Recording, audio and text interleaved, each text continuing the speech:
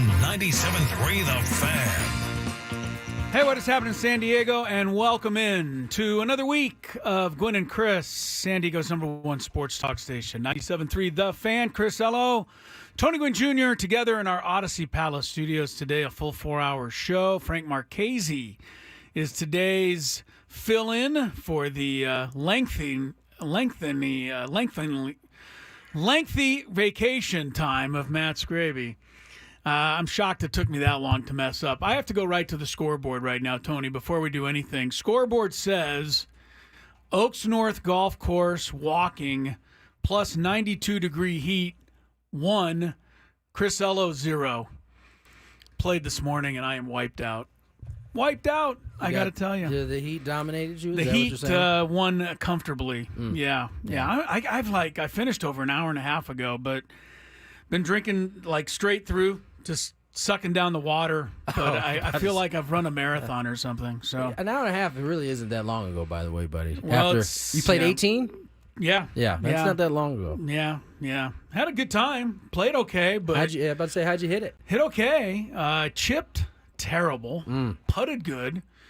But that, the first shot was good. The second and third were terrible, and then I scrambled on the greens. But, yeah, I'm tired. I don't know why. Have no energy whatsoever. But the good news is Frank Marchese has set up a big show for us today. We got a lot to talk about, including the Padres finally figuring out the riddle that is the Rockies. Yeah. My goodness. It took them long enough, but they finally got it done.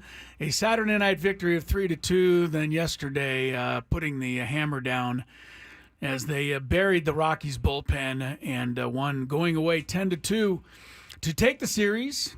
And ultimately, that's kind of what you need to keep doing if you want to get where you're going, Tony. Yeah. And I don't know, this isn't surprising to me, but the hero of the game Saturday night, really, if you had to pick a guy, probably would have been Martin Perez.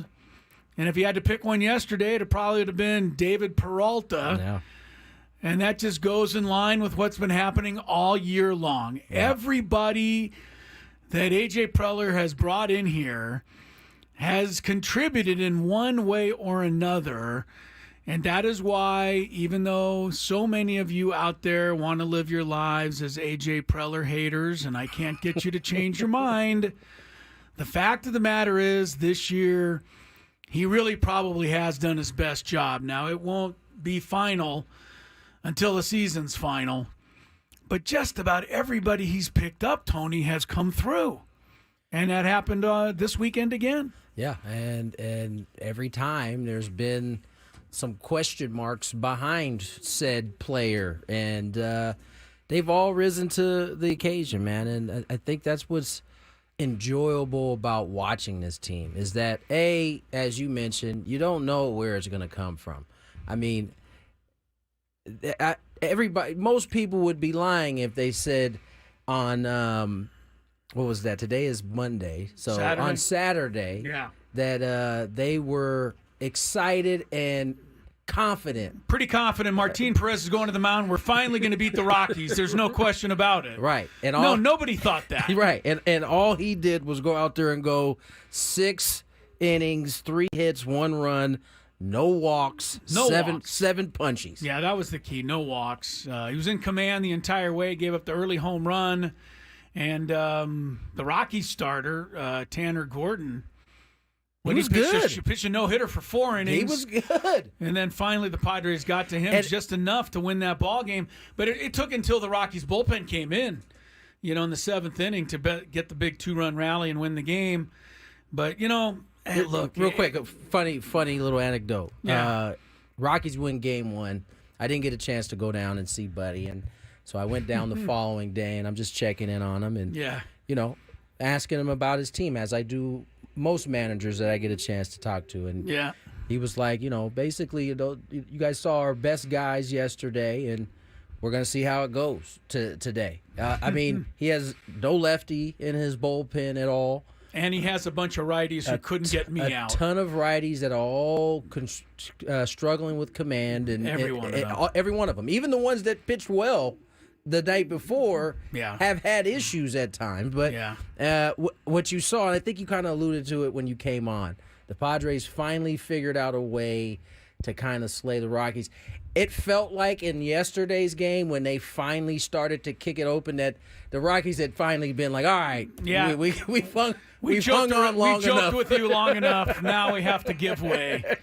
Yeah. That's what yesterday's game felt like. Yeah. And so they roll into the off day. And listen, there's some, not that it has mattered for the Padres, right? Because it seems like they've done their best work against some of the better pitchers in this league, but they're going to miss Paul Skeens in this next go around in Pittsburgh. Can't break anybody's heart. No, not at all. And again, this is another complete road trip homestand where they took care of business again, and now they're one game away from being 10 games over 500. Yeah. That's to me. We talked about that on Friday. We talked about it on Friday, but about a month ago, we never thought we'd ever get near it. No, I think we were content doing the over 500, under 500 thing. Right. And we were content in a lot of ways because the rest of the wild card was content doing it that way. Now all of a sudden, Padres are 8-2 in their last 10. You know who else is 8-2? The Diamondbacks are 8-2. You know who's 7-3? The Giants are 7-3 in that time period. So everybody's winning games right now, and you kind of have to right now because that's the way the flow is going right now. Yeah, the Padres have opened up the smallest margin in the wild card race. I think they got a couple of games worth of breathing room right now, but not a whole lot. The Mets lost a couple over the weekend, but yeah, it's it's paramount to keep winning. And you talk about, I think it's lucky. I mean, it just is. I mean, to miss Paul Skeens not only this series, but they're going to 90% chance going to miss him the next time around too. Yeah. When they come to San Diego, which might sell a ticket or two, but the Padres don't need somebody to sell tickets. They're selling enough of them on their own. I mean, the crowds, Tony, are incredible. Yeah. I mean, we've come to just, like they had 41,000 yesterday. That is actually a sellout, but that was still 6,000 less than they were having during the Dodger games. Right. That was weak sauce compared to but yeah. Listen to these numbers. You guys are unbelievable out there supporting this team. Listen to these numbers: 47,559. Yeah. 46,997, 44,393, 44,029, and 41,828 to cap off that. That was the homestand. That was first two were Dodgers, last three were Rockies. Yeah, what was it, a little hot for you guys yesterday? Only 41,000 came out? That's awesome. It was definitely toasty. No doubt about it. It was, but that's just incredible. I mean, the crowds have just been amazing, and the Padres are rewarding them. One of the things that has not gone unnoticed by guys like you and I know, Tony, because we watch stuff like this, making plays on defense, and you go to the Saturday night game as well as Martin Perez pitches. Manny Machado makes two unbelievable plays. One of them was with help from Jake Cronenworth on the tag. But those were two huge plays in that game. I mean, Doyle gets on base to lead off the ninth inning. He's one of their fastest runners. He can steal a bag. You never know what he can do to come around and tie that game. But Manny makes some plays. And there was a stat yesterday I heard on the TV. I think it was yesterday. But the Padres have only given up one unearned run in the last 3.5 weeks. That's crazy. Gee, I wonder what coincides with their good record over the last 3.5 weeks, Tony. You already know what the answer is? Yeah. You make plays, don't give up freebies, you win games. It's so funny. We look at batting averages and slugging and ERA. Just make the plays you need to make, and it can help you win a bunch of games. Manny went 9 for 19 by my count on that homestand with damage. And as I said, and I'll keep saying it, as Manny goes, offensively when he goes, this Padre team goes. Yeah. It's not a coincidence that in the situations, I think it wasn't the homestand before the break, but it was the homestand, the road trip through Texas, right? And then this one, in each of those series times where the Padres took care of business at home and on the road following, Manny Machado has been as probably their best hitter. Well, you have a 12-3 stretch before the All-Star break. Then you had a limp in 1-6. come right back with 11-3. Yeah, so, 12-3, 11-3. Look at Manning's numbers in that time. In those two stretches, They're like MVP type stuff. Padres playing great baseball, certainly right now. As mentioned, day off today. Into Pittsburgh they go tomorrow. Dylan Cease is scheduled, although nothing was in the paper today. Michael King maybe on Wednesday. I think the Padres rotation is still in a little flux right now with this King injury. But, Martin Perez gets it done. Waldron yesterday. His knuckleball yesterday was so good that Kyle Higashioka almost had no chance to catch it. He struggled through the first inning or so trying to, almost had no chance. Trying to calibrate because that knuckleball was doing something different literally every time it came out of hand. We saw it one time go left and hit my man in the knee. Yeah. And then the next time go right and have I can't remember who was hitting, completely swung nowhere near where that baseball was. And then it just went to the backstop. That's right. The old Bob Uecker line, wait till it stops rolling and pick it up. That's the only way you could get it. Waldron continues, into the sixth inning yesterday. What a pleasure it might be for Mike Schilt right now to just be able to go out there in the sixth inning, and if he feels the need, 80 pitches, 90 pitches with these starting pitchers, make sure they stay fresh. But he's got so many guys he can go to in his bullpen now. Just so many guys. By the way, they're making quick work, too. The Perez night, Adams throws 13 pitches in his inning. Mm-hmm. Scott threw 12, and Suarez threw 9. Yeah. They're not messing around. No, they're not. The following day in the Waldron game, Mortejon, who went an inning and a third, he threw 21 pitches. Estrada threw 6, and Yuki threw 10. Yeah. There is a confidence right now flowing through this team, and it's hitting all elements: offense, defense, pitching, starting pitching, relievers. It's going well right now. And everybody's picking up. Everybody's doing something. It will be Michael King Wednesday, according to Sammy Lev. Sammy Lev says Michael King will get the call. Cease Tuesday. Okay. Sammy Lev's going to go Wednesday. No. We are feeling good. Michael King Wednesday, TBD on Thursday. All right, we are feeling good. Padres into Pittsburgh. We got the day off. We might even open up the phone lines today, Tony. I don't know. You're feeling that good today, huh? I'm feeling that tired, actually. I'm going to let some of the callers do some of the work today, but it's probably been a while since a lot of you get to talk to Tony, so we might, especially at the bottom of this hour, open up, see what's on your mind. Padres, just your thoughts on, how things are going and how, why they're going this way and how good you're feeling about things. So, stick around, 833-288-0973. Keep your eyes open for that. Padres take 2 out of 3 from the Rockies. They go 4-1 on the homestand, and all is good in Padre land. It is Chris Ello, Tony Gwynn Jr., Mr. Frank, in for Scraby today. A full 4 hours setting sail with you on San Diego's #1 sports talk station, 97.3 The Fan.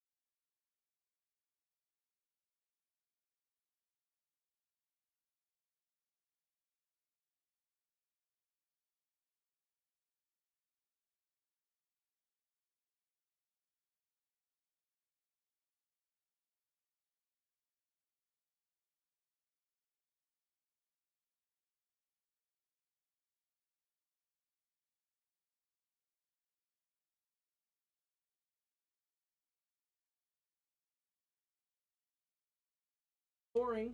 Joining Rob Bradford. On his podcast, Baseball Isn't Boring. Every day, Rob takes you through the league and spotlights what makes the game fun. He talks with players, managers, GMs, and reporters, all who shine a light on America's pastime. Follow Baseball Isn't Boring in the free Odyssey app or wherever you get your podcasts. Currently, the Mets, Frank here is a big Met guy. He's a Met fan, so the Met game is on. Yeah, but the Mets season was over long ago. Oh, it was. Oh. If you ask Frank, he gave up in April. He did. He remember talking to him in April. He was like, "It's over, we're done." And then Grimace happened, and then Grimace. Oh yes, Jose Iglesias turned the team into High School Musical, and then we showed a Y'all dog started eating playing. a hot dog. Y'all started playing right around that time, whether it was Grimace or Mr. Iglesias being a pop star, whatever you want to call it. It has been good luck for the Mets, but I think it's about to all come crashing down, right? You had the starter, you had your starter, one of your best starters, go down for the year. Pulled an Aaron Rodgers, was here for 5 seconds, and then adios. He was here and then he wasn't that fast. And Mr. then Senga. They are in the midst of one of the most brutal road trips with a makeup game splashed in between. I think we talked about it. They started where? They were just west. Anaheim. They were in Anaheim. Played 3 games there. I'm not sure. We're supposed to have a day off today. Yeah, no, that day off got taken. Yep. So they had to now fly from the Bay all the way to St. Louis. Mm-hmm. Just for one game. They're just going to stop in. As soon as this game is over, they'll head back west to Colorado. Yeah. Yep. Right? They got 3 games there. And then they'll head to the Northwest up in Seattle before trudging it all the way back across the United States to get back home, where I hope they get to stay for a little while. I'm not sure what their schedule looks like. You know what that means? What does that mean? A lot of Delta airline miles.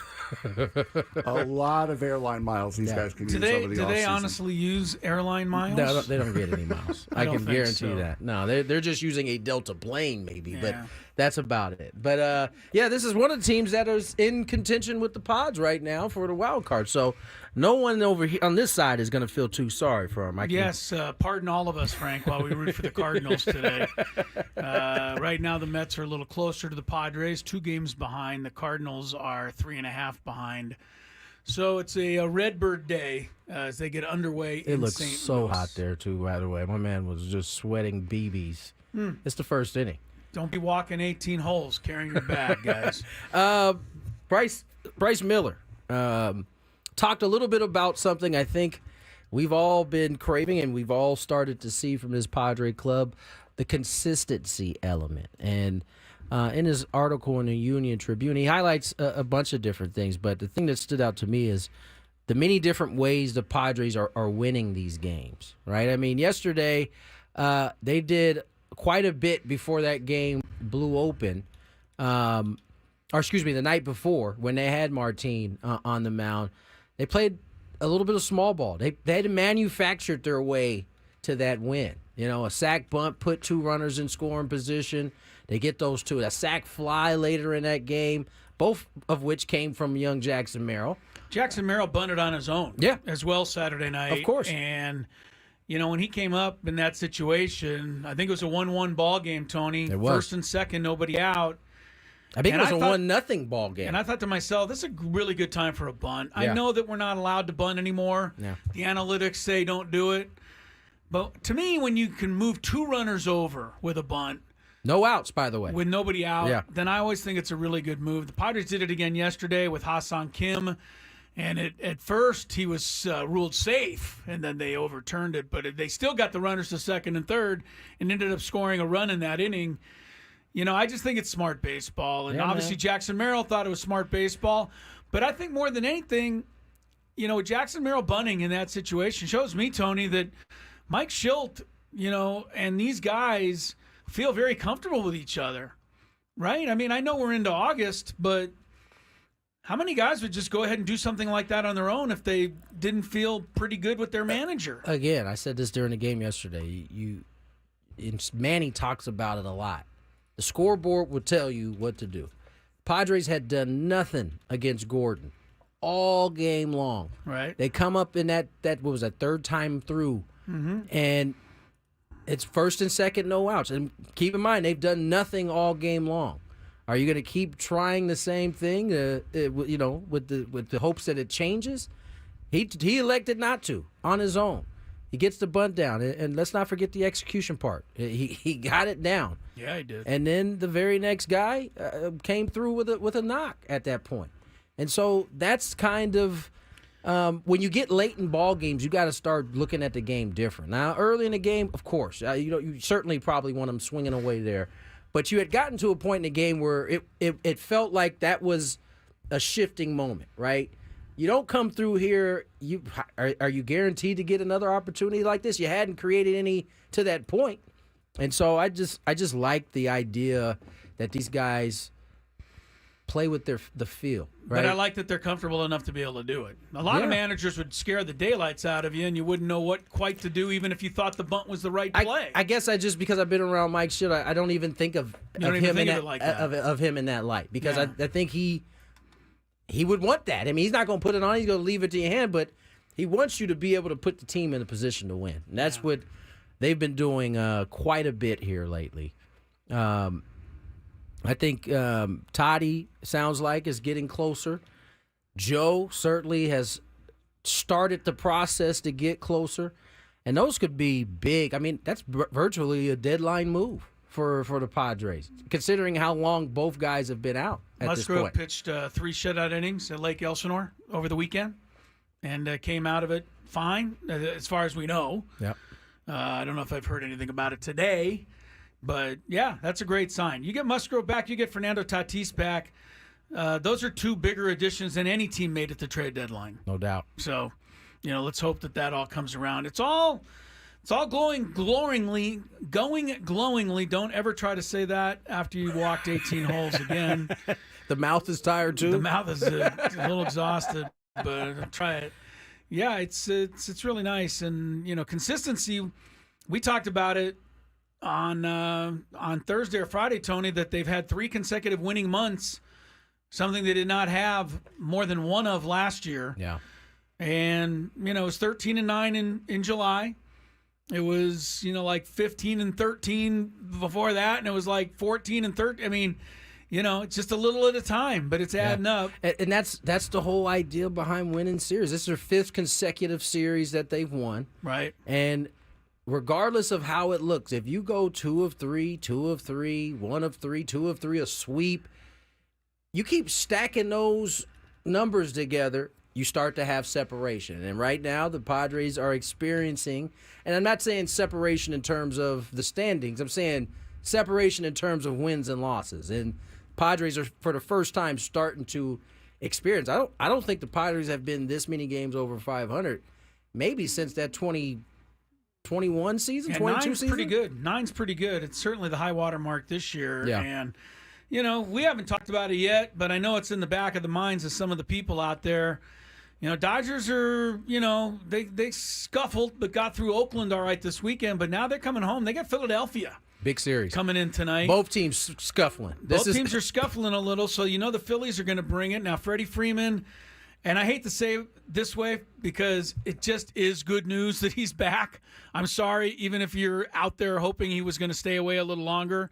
I'm really happy that he's back because it means, his son is hopefully feeling a little better and his wife and his family are doing better, and that's all really important, and that's a good thing. So he's going to be back with the team. But Phillies-Dodgers, that could go any which way this week, and maybe the Padres can pick up a little more ground on the Dodgers. Still only 4.5 there. Yeah, and that sounds like that's going to change here pretty quickly in terms of that lineup and team they've had. There's a bunch of guys.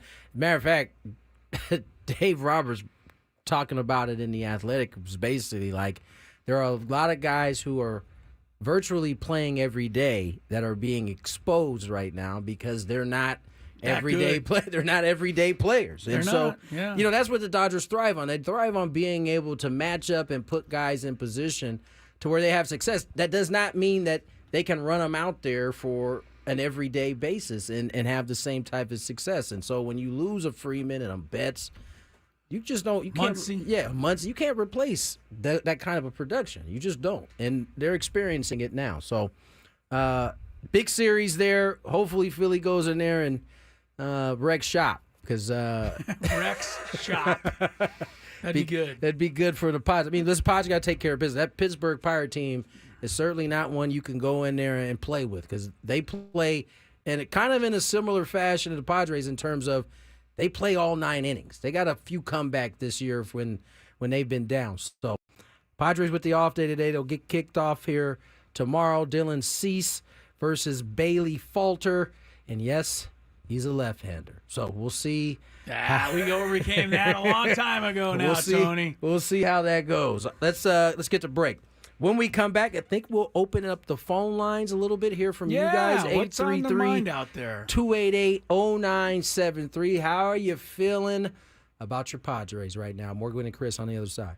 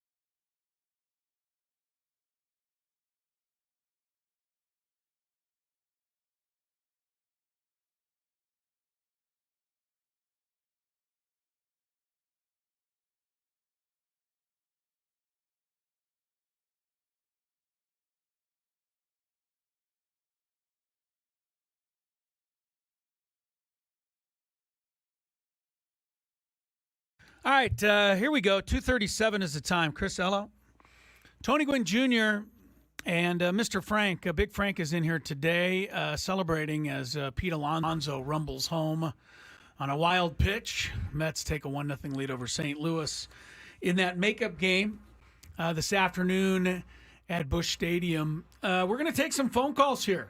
An opportunity for you to just kind of whatever's on your mind with the Padres. We're not going to lead you in any particular direction. Team seems to be playing well. I'm going to give you a little preview, Tony.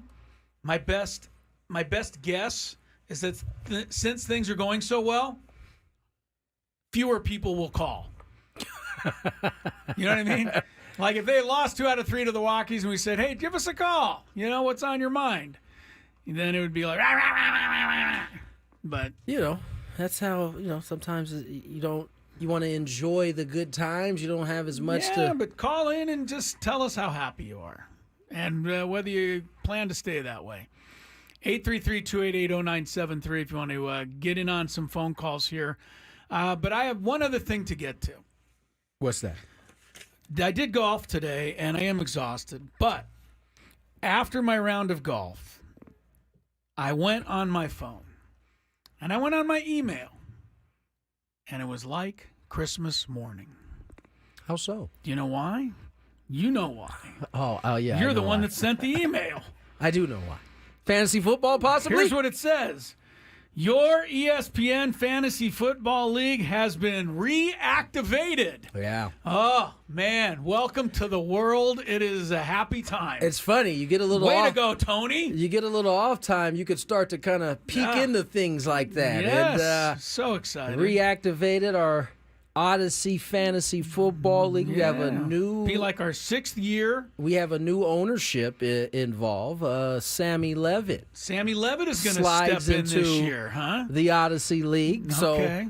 So he'll be able to. Anybody, I mean, we all, honestly, Tony, we all have to team up this year. All 11 players, we have to make a pact. Because if Scraby wins again, that's going to be the end of all of us. It's already bad enough that he won once, but we can chalk that up to just, magical luck. But if he wins again, it was so much better when he was the laughing stock of the league. He was, too, for like the first 5 years. Now this guy's got a championship. He's feeling himself. His whole confidence has just changed since he won a championship. His whole world has changed. I mean, I guarantee you he's going to change his name to The Champ Is Here. Because I actually hope he does. I love that. I guarantee he'll change his team name to The Champ Is Here. So he likes to not only win the championship, but he likes to make sure everyone is aware that he won the championship. 100%. So anyway, I was really happy about that. Very excited.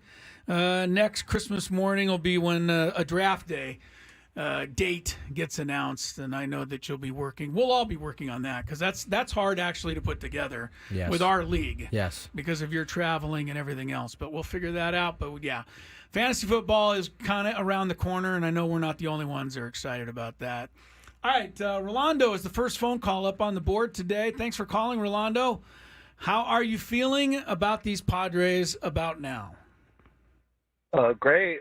First of all, it's an honor to talk to you, Tony. I grew up watching your dad, Mr. Padre, at Jack Murphy Stadium. But I think that this team is operating on all cylinders. Pitching, defense, offense, relief. They have good chemistry, good rhythm right now. Yeah. I want to ask you guys, Jackson Merrill, Action Jackson, every time he goes up to the plate, he makes it happen. And then he has a good glove out there playing the first year at center field, a converted shortstop. But is there any way we could, in the off season, sign Jackson Merrill to a contract and get him cheap while we still can? Good question. Interesting question. Yeah. First, the honor's mine. I appreciate the kind words. I think in terms of Action Jackson, I like that. I'm gonna steal that. I'm stealing that for sure. In terms of Action Jackson, I think, of course, the Padres would love to sign him, but it's not necessarily the right timing. We know some of the financial constraints that the Padres have had, at least this year, in terms of trying to stay under that luxury tax threshold. I'm not sure that this offseason will be the year that they try. Maybe after year 2. What was it? How many years do you get control of a guy, Tony? It's like 6. 3 or 4, 6. Yes, before you become a free agent. So they've got a while to get something like that. He's not even ARB eligible. He can't. He really can't make a peep at this point. No, nor can his agent. So one of the things that they did in the new collective bargaining agreement, because the one thing the players were asking for was to cut it down from 6 years, right? Let us be free agents earlier. But what they did was they incentivized so that if you win some of these awards as a rookie or second-year player, you're in some of the upper echelon of the awards, you can get bonuses for that. Now, that wasn't the case before. Before you could win MVP your rookie year, and it's like, hey, nice job. Here's your $5,000. Come on back. We'll see you next year. So to answer your question, I think the Padres obviously he's their guy. They drafted him, so it's certainly in their best interest to keep him here for as long as they can. There's just no need to do it right now. Yeah, and I think it's a good question, Rolando. But the thing is also you've got Jurickson Profar, who you're probably going to want to try to keep. I don't know, if you're going to be able to afford to squeeze him in. Hassan Kim is a free agent. There's one other. Dylan Cease is going to be a free agent, or so. He's got one more year, I think. Okay, one more year. But there's a lot of guys. Michael, I'm trying to remember. There was one other guy in there that was really good. That they got to be, they're going to have to make an offer to keep, and it's just not going to be easy to keep everybody. Yeah. And so Merrill, like if it was another year where there was nobody up for a contract, maybe that'd be great. Right. But I don't think it'll work this time. Let's go to Jaime. Back-to-back Chula Vista calls. What's up, Jaime? Hi, Jaime. Hey guys. Yeah, you know what?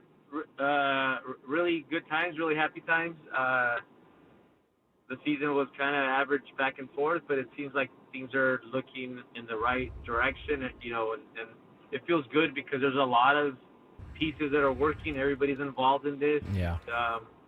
And we're still missing a few pieces. Tatis isn't back yet. Musgrove. Who knows with Darvish? But listen, I've been a fan since I was a kid, back in the 70s, and I used to always say, we'll get him next year, whatever. Something feels different about this year. Don't want to talk about it too much because I don't want to jinx it. Just like when Steve's got the no-hitter, I was telling my wife, we can't talk about it. You got to just sit next to me. You can't move. Because when we got the one in Texas when Musgrove got it, she sat with me, and I said, you can't talk about it. You got to just sit there and just, make it work.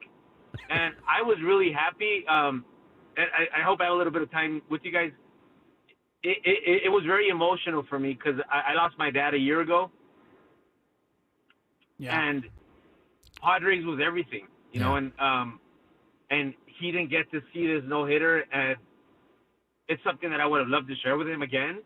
But it's like when we win this thing, which I like the way you're talking. Happen, yeah, it's going to be tough. It's going to be tough for a lot of reasons. But I had that bond with my father for forever as a kid, and like it's going to be extra special, even though he's not with me, but that I get to share it because of him. That's great. Yeah, that's great, Jaime. And let me tell you something, Jaime. If/when the Padres win their World Series, pretty much all of us that are alive are going to be able to share it with somebody who's no longer here.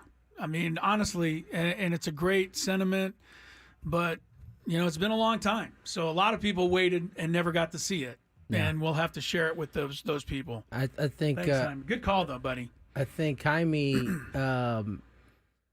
hit on something, right? I think it does feel a little different. And I think part of the reason it feels like the way is because they're on a heater. They're playing pretty good. So it feels different right now. But even in their wins, it seems like it's a team victory. Like there's a different guy, as you said, Chris, seemingly doing it, every other night. I think nice. Bogart said it in Bryce's article that it feels different because seemingly someone different is contributing in a major way to help win a game. It's nice to be able to rely on Manny. It's nice to be able to rely on whoever it is, you want to say, Fernando when he comes back, or it's nice to be able to just give the ball to Dylan Cease and sit back and watch him win the game for you. But it's a lot nicer when you can have contributions from everywhere. And they've been doing this all season. This isn't the first weekend this has happened. All season. I mean, Martin Perez being a hero of a game Saturday night, Tony said it, nobody was excited about him making that start. Everybody was like crossing their fingers and knees and legs and toes and everything. And the guy goes out and just, looked fantastic. And, yesterday it's Peralta, who I found to be one of the best guys when we had him on our interview. He was awesome, wasn't he? He was great. And I was really, became a bigger David Peralta fan then. But he wins it defense and offense. Oh, by the way, can we just – I know we won the game, so I can make a little fun of that kid in left field. What kid? The kid who caught the ball so that Jerks and Profar couldn't catch it. So I saw a breakdown of this. Did we see a breakdown of this? On Twitter. Okay. And I assumed the idea was that Jerickson would have caught it if the kid wasn't there. I can't say he would have, but he would have at least, had the kid not caught it, we maybe. It's a possibility. No, you're saying no? Probably no, I'm not saying no or yes because I couldn't see from my view. The kid was so happy with himself, and everyone else in the stadium wanted to, strangle him. I don't know why. There's not not now one of them people that was mad. If they were in the same position, would have been like, "Oh, let me get out of the way. Let this ball." None of them would have done that. I know. Well, hey, look, they almost lynched up Poldar Bartman in Chicago many years ago. Even though Bartman did what every other human being on the planet would have done. That's true, but I'm just saying. I'm just saying. The ball was in the stand. It was It's not like he reached over. No, he didn't. Bartman was borderline. I mean, when we got a closer view, we realized, okay, he didn't reach over, but it was close. I know, but the kid was much too proud of himself. Hey, good job, kid. I'm happy for you, man. All right. They won 10-2, so it didn't matter too much. But if they lost 2-1, we'd be livid today. Livid today. Really, really quick before we go to the next call, to go back to the first caller, Kim has a mutual contract extension for next year, $7 million, a mutual option. King is done after next year. Higashioka's done after this year. Scott's done after this year. Perez is done after this year. Profar is done after this year. Cease is done after next year. Yeah. Solano and Peralta are both done after this year, and Arise is next year. All right. So there's a lot to do. And that's normal. I mean, those guys are on the team. The Solanos, the Peraltas are on the team because they're here to fill a void for right now. And it's like a two-way kind of deal, right? You get an opportunity to raise your value. You can help our team in the process of doing so.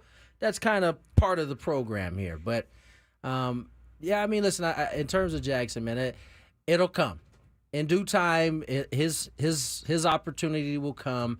Remember, I think it was Toddy's, third season that they finally got to the deal? Or was third or second or middle of his second or third season, he got the big deal. We went to playoffs. I think it was 21. No, maybe it was 20. I can't remember. One of them years. He came in. I know one person who doesn't care about it. Who's that? Jackson Merrill. No, that's he exactly doesn't. right. He's just going to go play. Right. He wants to win. His agent will say, "Hey, you want think we should get a new contract?" To go, I don't know. Just let me know. Let me know when it's over. That's exactly what he would say. I know. Like just you deal with that. I'm gonna play baseball. I just keep playing here, and I'll make it as easy on you as I can. Wayne in San Diego, thanks for calling in, Wayne. What's up, Wayne? Hello. Hey, how you guys doing? We're doing well. Good. Hey, Tony, I'm going to first off say something to you that I used to play basketball in the late 70s with your dad and against your dad in pickup games in Peterson Gym. I'm an ex-basketball player locally from Helix, and we used to have the greatest of times. He's an awesome guy. And every time I hear you on the radio now, I feel like, it's your dad's voice. But the number one thing I want to mention to you is I am so happy that you are the number one analyst, in my opinion, on the radio, and I listen to you guys 7 or 8 hours a day, and I agree with you almost 100% of the time. And everyone else, during the course of the day, I don't so much do that. Probably because of the fact that I'm more of a positive person than a negative person, and these people that are worried about every loss, the world's ending, and every victory. I mean, you keep it level-headed and keel, just like manager Mike Schilt. And I got to tell you, that guy, he makes me feel all the more comfortable. And I really believe that everything that Schilt has said all along through this entire year, hey, we're winning series. And when everyone else is freaking out, especially on the earlier shows, unbelievable. But you keep it level-headed, and I am glued to you guys every day, and I tell my brother, I tell everybody to listen to you guys, and it's because you guys are telling the truth, especially you, Tony. Nothing against you, Mr. Ello, because I love you too, but man, Tony, he keeps that ship level-headed all the time. Oh, he keeps me level-headed. Thank you very much. Thank you, sir. I appreciate you guys, and like I said, I drive in my car about 8 hours a day, doing delivery as an old man and having a good old time listening to you guys yak it up every day. Thank you, sir. That's nice, Wayne. Appreciate the kind words, Wayne. Very nice. I will say one thing about pickup basketball with your dad. Did you ever play pickup basketball with your dad? I did. He was good. He could spot you anywhere. And he always, when I played with him, which was a few times, he made me way better because he put the ball. We and I talk about this. You make a pass that leads a guy to a basket. That was something your dad had an innate ability to do playing basketball. He'd give you the ball, you'd catch it, and it would almost make you score the basket. He put you in a position to score. He was pretty. I've seen some pickup games get pretty intense with my dad before. He was very serious about the gamesmanship part. Thank you for the kind words, Wayne. We appreciate it. Thank you for the callers that called in. We may do this a little bit later on in the show. Up next, a little Daily Gambit coming our way, I believe, right? Daily Gambit, and who knows where this is going today. It's a wide open day, so stay close to your phone because, like Tony said, we may get some more calls in for sure. Gwynn and Chris continues.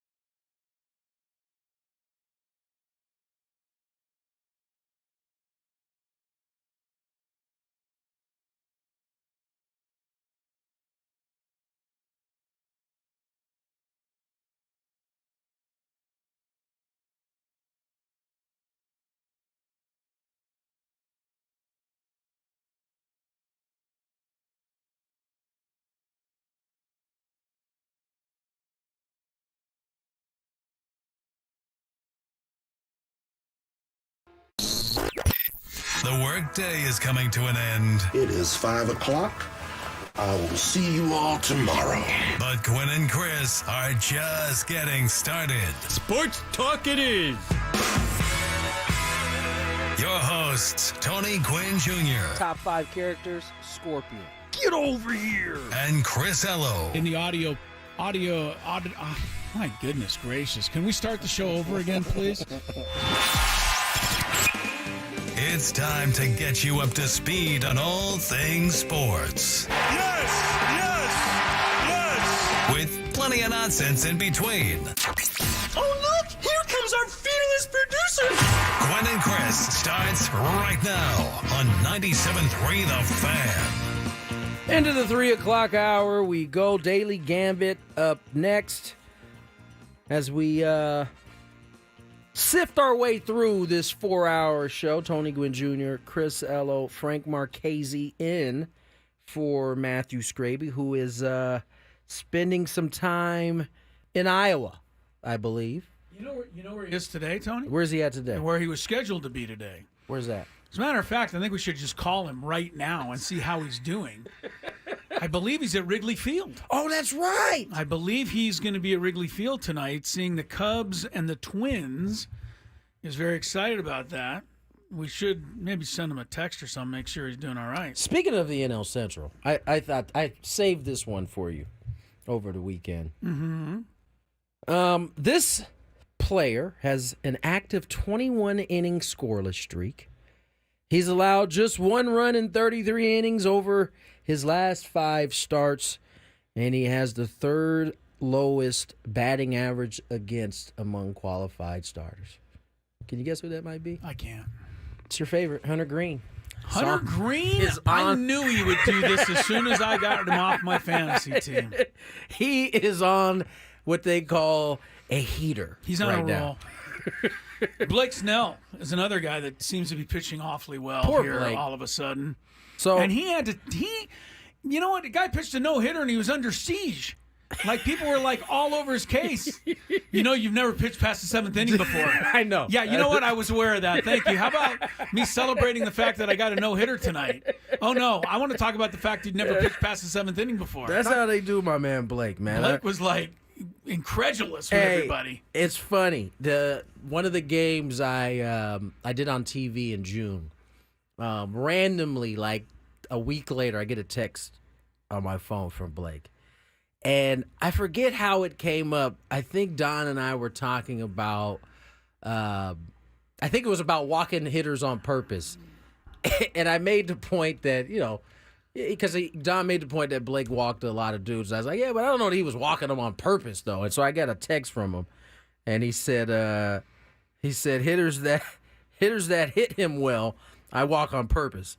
The others, it just happens. Ha, ha, ha. And I said, LOL. He says, you got your ears to the ground, huh? I didn't think he was listening. He said, just because I'm gone doesn't mean I'm not watching the team. He said San Diego. Basically, he was saying San Diego was a very special place to him. So he's still watching everything that goes down here. And so happened to be watching him throw that no-hitter the other day. He completes it. I think everybody was pretty excited for him in the booth. And then I'm watching him do the post-game interview. And I'm watching these guys come from behind him. They got the big ice chest. Yeah. And I'm like, this isn't going to end well. Usually you got the regular kind of drinking chest that everybody has, the Gatorade chest, right? This was like the ones you stick bottles of water in, the long one. And, man, I thought they were going to concuss him, man. They almost knocked Blake out trying to dump the water on him.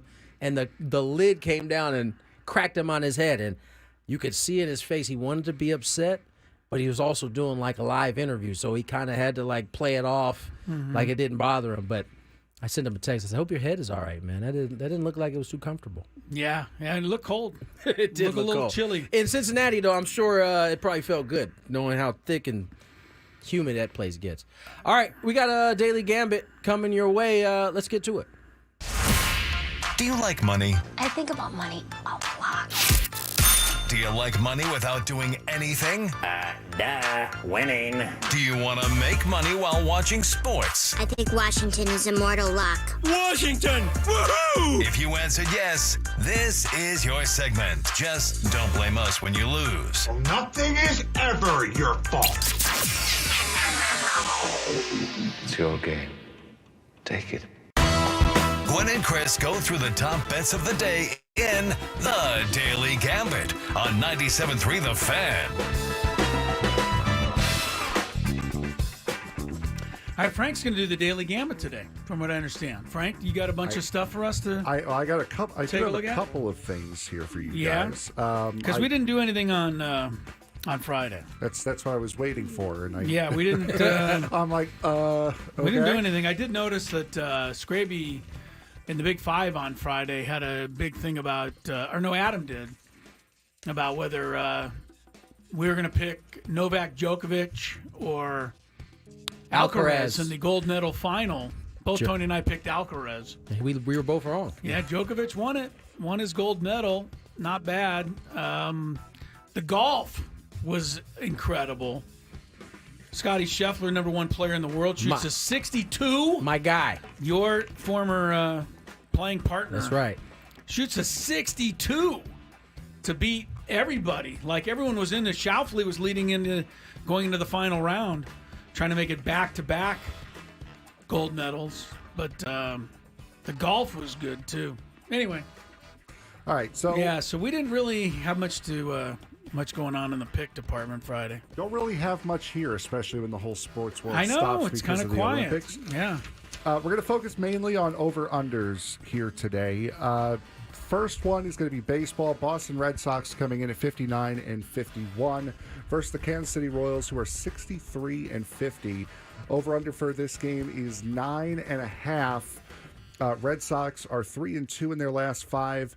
The Royals are 4-1 in their last 5. But here's why I picked this game. The Red Sox on the road are 32 and 23. The Royals at home are 36 and 22. So a good Red Sox have been team, good on the road this year. A good road team against a good home team. Yeah, Red Sox have been good on the road. So what are we doing? 9.5. Over-under. 9.5. Who's pitching in the ball game, Frank? Who is pitching? Do we need James Paxton makes, I believe, his first start as a Red, and Brady Singer, who is 8-6 with a 2.88 This is ERA. an under then. The one thing I forgot to write down was the pitching match. Oh, well, that's not important. I mean, when you're doing an over-under. Well, you know. I'm going to say under. All right, so Tony, Chris is going under Tony. I'm going to say under as well. Under. You see, I can't win unless I go over. So you're going to try to win? I'll go under. Ah. All right, so the second one will be the Philadelphia Phillies. This is another good matchup tonight. 66 and 45. Aaron Nola on the mound there for the Phillies, with against the LA Dodgers in LA, 65 and 47, facing Tyler Glass. Now I looked that up while I was getting ridiculed for the last one. Smart, Frank. Smart. Good adjustment. Over under is 7.5 runs, 7.5. Phillies are 2-8 in their last 10. They just broke a 6-game losing streak yesterday in Seattle. The Dodgers are 5-5 in their last 10 and just took 2 out of 3 at the Coliseum. Neither of them have, and that's 308. So usually by this time, lineups are starting to get posted. Neither of these teams have a lineup up yet, and so Dodgers could be getting some guys back today. Freddie Freeman is rumored to be coming back this week, if not tonight. So that means the Dodgers got to make moves to get guys off of the roster or send them down so that others can now be on. I'm going to go, what was the number? 7.5, 7.5. And it's Nola against Glass now, right? 4-3, yeah, I'll take that. I'll take the under on that. You take under? Yeah. Glass now has been very mediocre of late. If even mediocre's fair. He's even just been worse than mediocre. Nola's been hit and miss. I'll go over. I am going to take the over as well on this one. I have a feeling that if someone's going to get knocked around, it's probably going to be Nola, just because of how bad the Phillies have been recently. But also, if there's a team that's going to bust out and really have a big offensive game, it's probably the Phillies. I hope both of you guys are wrong and it's under so I can win. All right, so to the Olympics. U.S. women's soccer will take on Germany tomorrow morning at 9 a.m. on the USA Network and Peacock. The U.S. women have won 4 of their last 5 meetings against Germany, including a 4-1 win last Saturday. Not this most recent Saturday, the last one. Over under on goals here, 2.5. Chris, we'll start with you. 3 and 4 nationally ranked here. I think they're right next to each other. I think so, yeah. Soccer? Yes, women's soccer. Yeah. 2.5? 2.5 goals. 2.5. Under. Under. Soccer, isn't it? Yeah, they'll win 2-0. Okay. Tony? I mean, Tony's daughter's not playing. Under. Tony's daughter's in the lineup. I might think it over, but I'm gonna say over. I'm taking over as well. The U.S. women can really they can really play if you needed. know this. Trinity Robbins' goal. That was a beautiful thing. Was sick. That was a beautiful goal. No question about that. All right, so sticking with women's soccer, Brazil versus Spain. Again, it's an over-under of 2.5. That game is tomorrow at 12 p.m. on and Peacock. Spain is 2-1-2 against Brazil in their last 5 meetings, including a 2-0 win on Wednesday. ! I was like, what? Then I had to see it. Okay, I got you. Including a 2-0 win on Wednesday over Brazil. So, Tony, Spain or Brazil, over under? Well, over under. I haven't seen these two teams play, so Neither have I. So I'm going to say under. Okay. We'll go with under. Go with the Chris? standard. You have to go under. I always go under, so I'll do it. I was say you can't go over. I was thinking about it just for fun, but I'm going to take the over just to be different. Yeah, good. I'm channeling my inner Scraby, and I feel like he would have done that. U.S. men's basketball, this is the last one. Against Brazil, U.S. men are 3-0. Brazil is 1-2. This game will be tomorrow on Peacock. But this is an elimination game. Yes, this is a quarterfinal. How did Brazil get in with 1-2? I guess I don't. I don't keep that close of tabs on the Olympic round robin fare, but I just thought maybe you'd have to go a little better than 1-2 to make it into the knockout stage, but apparently not. That game will be on Peacock tomorrow at 12:30. Brazil lost to Germany and France by 13 and 12, and they beat Japan. That makes sense. That makes sense. They're in the medaling rounds right now. The quarterfinal. So I think USA finished with the best record, so you get to face the worst teams. Yeah, so it'd be on your way to facing some of the tougher ones. And they just came off a win against Japan, 102-84. U.S. has beaten Serbia, South Sudan, and Puerto Rico each by 17 points or more. The line for this game, U.S. is favored by 26.5. Take Brazil. Chris is going Brazil. Tony? Under. You're going under on a 26.5 line? This is the line. You got to give 26.5 points or take it. I switched it up. Oh, we're on the line here. So I got to do what now? U.S. is favored by 26.5. I'll take Brazil. He's taking it too. I think they're going to win by like 20, and they're going to get to 26.5. Got it. I'm going to go with Brazil as well because the U.S. has not beaten anyone in this tournament yet by 26.5 points. So I'm going to take. They're getting better though. Brazil. I get it. Steve Kerr's getting a better feel for this. They're playing good. It's 20. Yeah, it's a lot of points. And apparently Durant is still going to be coming off the bench from what I just saw. Yeah, it sounds like he's going to be coming off the bench for the rest of this tournament. Yep. Mm-hmm. And that's all I got for you. I got one more game to take a look at tonight. All right. Just for fun. Okay. In Oakland tonight, Chicago White Sox. Looking for 21. They're trying to tie the American League record. I was going to do this, but I put it in you got it. Oh, it's in the Big Five or something? It's in the Big Five, All right, we'll talk about it later, but... I had the game written in. I was starting to write it out. Yeah, I'm like, I didn't know you had it in the Big Five. I got it in the Big Five. All right. We'll leave it out. We'll save the White Sox till then. But they got a chance to make some history tonight. That they do. Not the kind of history you want to make. Not what they want to make. They could definitely make some. All right, let's get to break. On the other side, what we got? Let's see. We have traffic. I know that. We definitely got traffic on the way out. But on the way back, How about some NFL training camp update? I like that. It's about that time. Oh, we just sent out the fantasy stuff. Out. Let's do a training camp update when we return. Here's some traffic.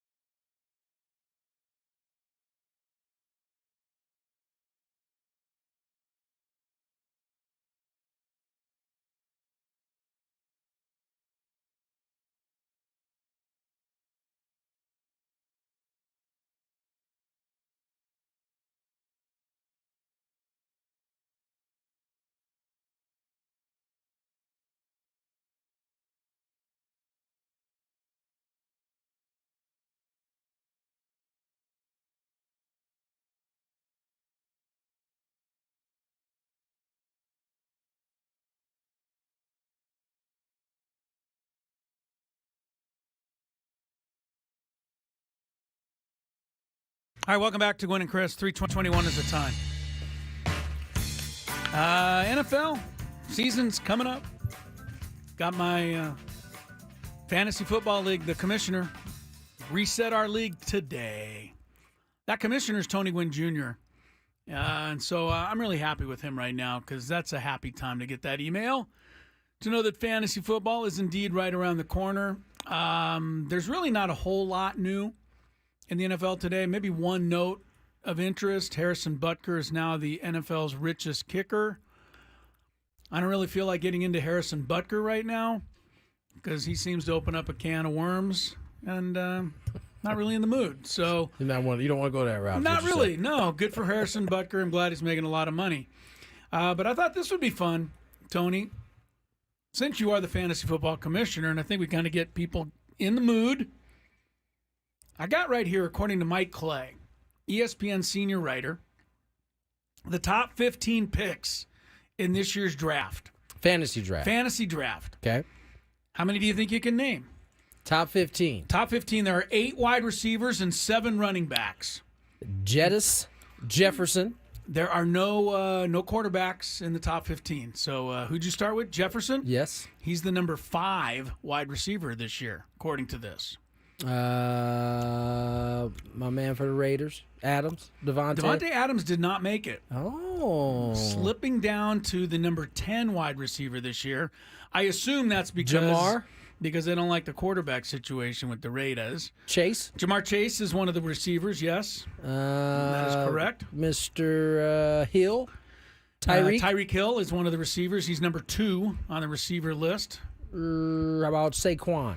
Saquon Barkley, Saquads. Number 5. His teammate, A.J. Green. Now with the Philadelphia Eagles, A.J. Brown, you mean? Brown. Yeah, A.J. Brown, Green. yes. He is one of the colors. Green. Yes, he's there. Brown. He's one of the wide receivers. You're doing pretty good. You missed only one so far. That's 5? I don't know. You're going so fast, I'm not really keeping track. Christian McCaffrey. Christian McCaffrey is number. Here's how he lists Christian McCaffrey. He goes here's our cheat sheet for the year at this point. Number 1, Christian McCaffrey. Then there is a whole nother paragraph before he even lists number 2 through 8. So Christian McCaffrey is so far and away the number 1 choice that he has his own category. I'm shocked at who the number 2 and 3 pick are overall. At least, just right now. Not saying they shouldn't be. Is Henry on that list? Derrick Henry didn't make it. He's 24th, 10 running back. Not quite. You're going top 7 running backs, top 8 receivers. Right now, you got the 1 running back. You don't have the 2 or 3 running back yet. And these guys are a little surprising. You got Barkley, who's number 5. 2 and 3. Who do you think the next, according to this, Frank, you can guess if you want. Who do you think the best 2 running backs are behind Christian McCaffrey right now? Stop working, Frank. This is not a work show. You don't work on this show. What are you working for? Yeah, God. Pay attention. Stop working. Man, why can't I think of any who are your running next backs 2 right now? I know. You're going to be shocked when I tell you who the 2 and 3 running backs are. But, you better know out there. You might end up with the 2nd or 3rd pick in your draft. You may have to take one of these guys. I can't see Derrick Henry being. No, he's not. I said him already. Okay. I guessed him. Yeah, so far we've got McCaffrey number 1. We've got Saquon number 5. That's it in the running back department. I can't even think of a wide running open back right now. How about if I give you the team? Give me the team. The number 7 running back is a Ram. Oh, that help you? No. Kyron Williams. You even know who that is? I knew he was good for them a little bit last year, right? Or is he a rookie? No, Kyron Williams. He scored some touchdowns last year. Number 6 running back is a Lion. Boy, I bet he is. Oh, Montgomery? Jahmyr Gibbs. That's just showing how far we got to get back into the fantasy mode, right? I was just telling somebody I've done no homework. Yeah, to number begin 5 this year. running back is an Eagle. We said Saquon Barkley. Number 4 is a Colt. Oh, I had him last year. Your guy didn't do you much good last year. He didn't do jack for me last year. Didn't do jack. I can't even remember his name. You're so now. mad at him, Jonathan Taylor. Jonathan Taylor. Yeah. Okay, here's the number 3 running back is a Falcon. No way. It's not the rookie from last year, is it? Yes, Bijan Robinson. That's who they have number 3. And number 2 running back is a Jet. Oh, it's the young kid. The fast kid. Gosh, what's his name? Brees Hall. Yeah, Brees Hall. Yeah. Anyway, I think it's kind of interesting. It's they changed so quickly, right? Top receivers in order. Number 1, CeeDee Lamb. Number 2, Tyreek Hill. Jamar Chase. Number 3, Amon-Ra St. Brown. It's Number so 4, funny to me that CD has just skyrocketed up everybody's board now. CeeDee Lamb, yeah. So interesting. Puka Nacua is in the top 15, along with Garrett Wilson of the Jets. Every time I look up Garrett Wilson of the Jets and Aaron Rodgers, the Jet quarterback, are screaming each other during practice. So they talked a little bit about this, both of them. Yes. And they say there's nothing to it. They said that they actually weren't yelling at each other. Although my man was upset, he wasn't upset with Aaron Rodgers. Aaron Rodgers was trying to play peacemaker, apparently. He was upset with one of the DBs. There had been a little pushing and shoving, and he was kind of venting to Mr. Rodgers. So same old Jets is what you're saying. Yeah, same old Jets. It just wasn't Aaron and my guy. Garrett Wilson. Garrett Wilson, yeah. I just foresee a train wreck with the Jets this year. I don't. I think this is. You think it's going to work out? I think it's going to work itself out, and Aaron Rodgers is going to be peaceful and peacemaker. I don't know that Aaron Rodgers is going to be peaceful or peacemaker. I don't know that that's ever been the case. But he's won a Super Bowl and a couple MVPs with chaos. He won a Super Bowl in 2010. I'm not saying it's impossible, but it's 14 years later. He still is Aaron Rodgers, but he is a royal pain in the rear. You know what the best part? If you ask me. You know what the best part about that prediction is that he just made? You don't need a crystal ball to decipher a disaster for the Jets. All you need is a pebble. Well, first of all, you're a New Yorker, so I'm a Giant fan you're a Giant fan, so you want to see their demise. Yeah, we have been worse than them. Yes, you guys have.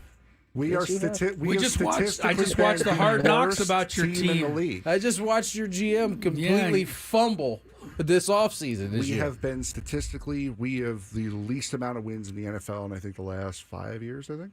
Good, congratulations. We are worse than them. You're playing yourself. I know. That's why I don't plan on watching a single second of it. You're going to watch. You're going to watch. I watched the Jets and Giants game last year and immediately took to Twitter and demanded both teams give me 4 hours of my life. Was the final score 9-6? Wait, how did you go about demanding that? I tweeted at them. Of course you did. I said, give me the last 4 hours of my life back. You guys wasted the Giants and at the Jets? Yes, I did. That's hilarious. Who won that game last year? Anybody remember? I don't have any idea. I can tell you, everybody lost. Everyone lost. Everybody was it just a terrible game? Yes, it was. I think the Jets may have won in overtime. I don't remember. All right, very good. That's too funny. Player who's fallen the longest, and the farthest in fantasy football, according to this sheet. The 17th ranked running back coming into this season is now Austin Eckler. He's fallen? Washington. Yeah. That's a long fall for him. He used to be the number 1 running back. He's with the What's happened to him? He's with the Commanders. He's a commander. Actually, I beg your pardon. He's the 31st choice at running back. He was 17. Yeah, he's 31st. Are there 30 running backs better than Austin Eckler? Apparently so. Apparently. All right, more Gwynn and Chris on the way. Maybe Tony says even more phone calls. 833-288-0973. We're just kind of hanging out with you today, and you're more than welcome to join us. Talk about whatever's on your mind, the start of your fantasy football league, or your happiness as a Padre fan. It's all next on 97.3 The Fan.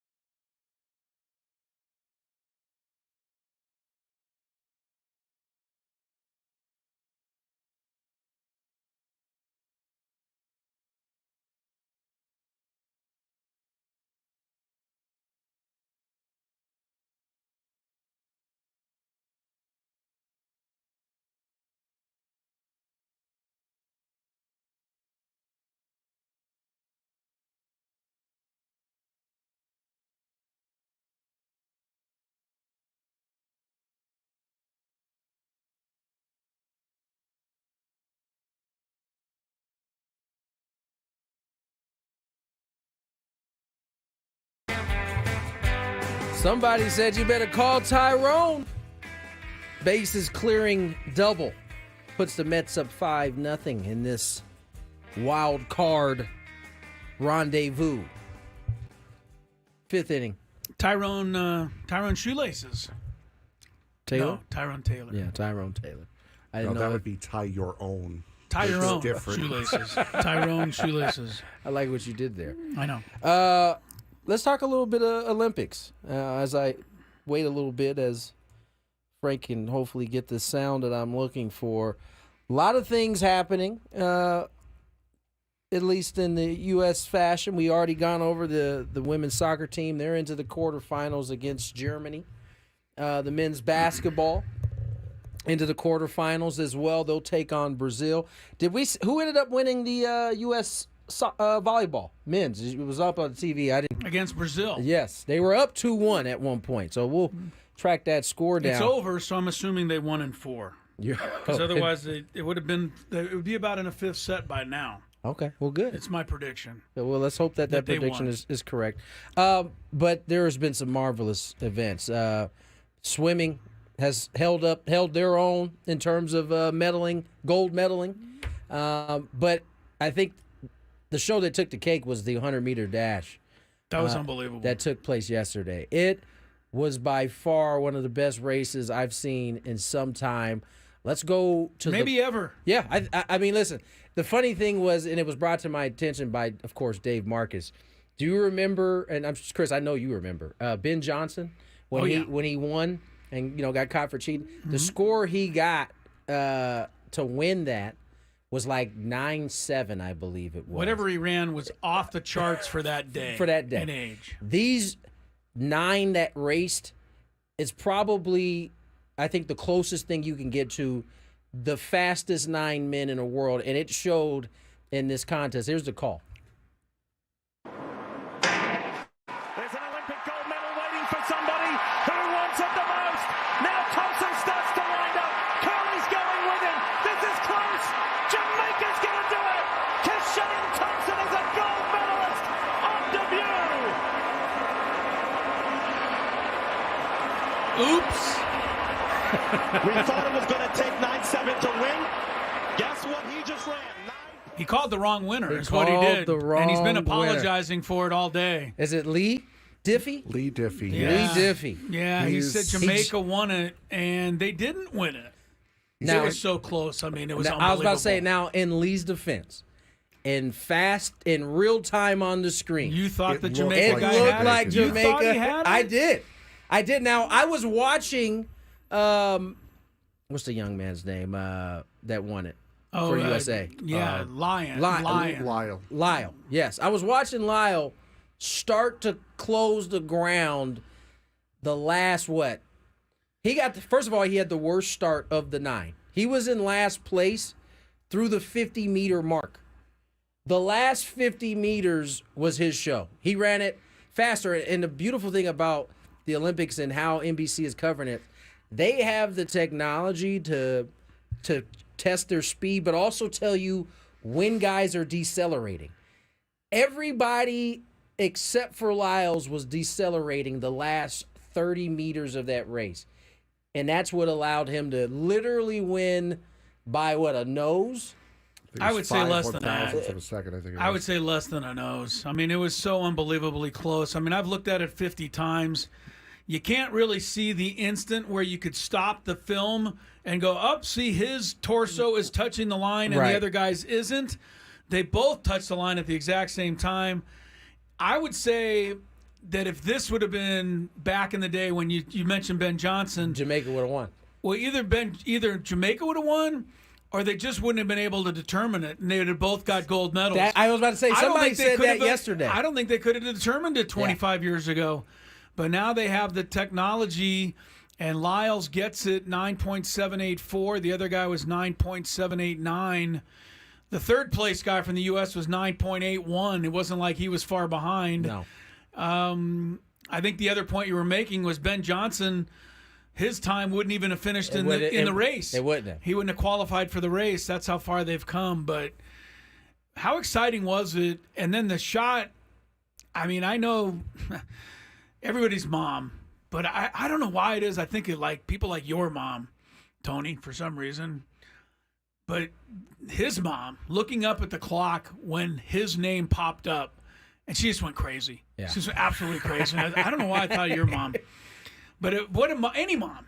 Yeah. To go up there and see your son's name pop up because nobody knew who won. Neither of the racers knew. They were looking clue. up too. Like, what is it going to say?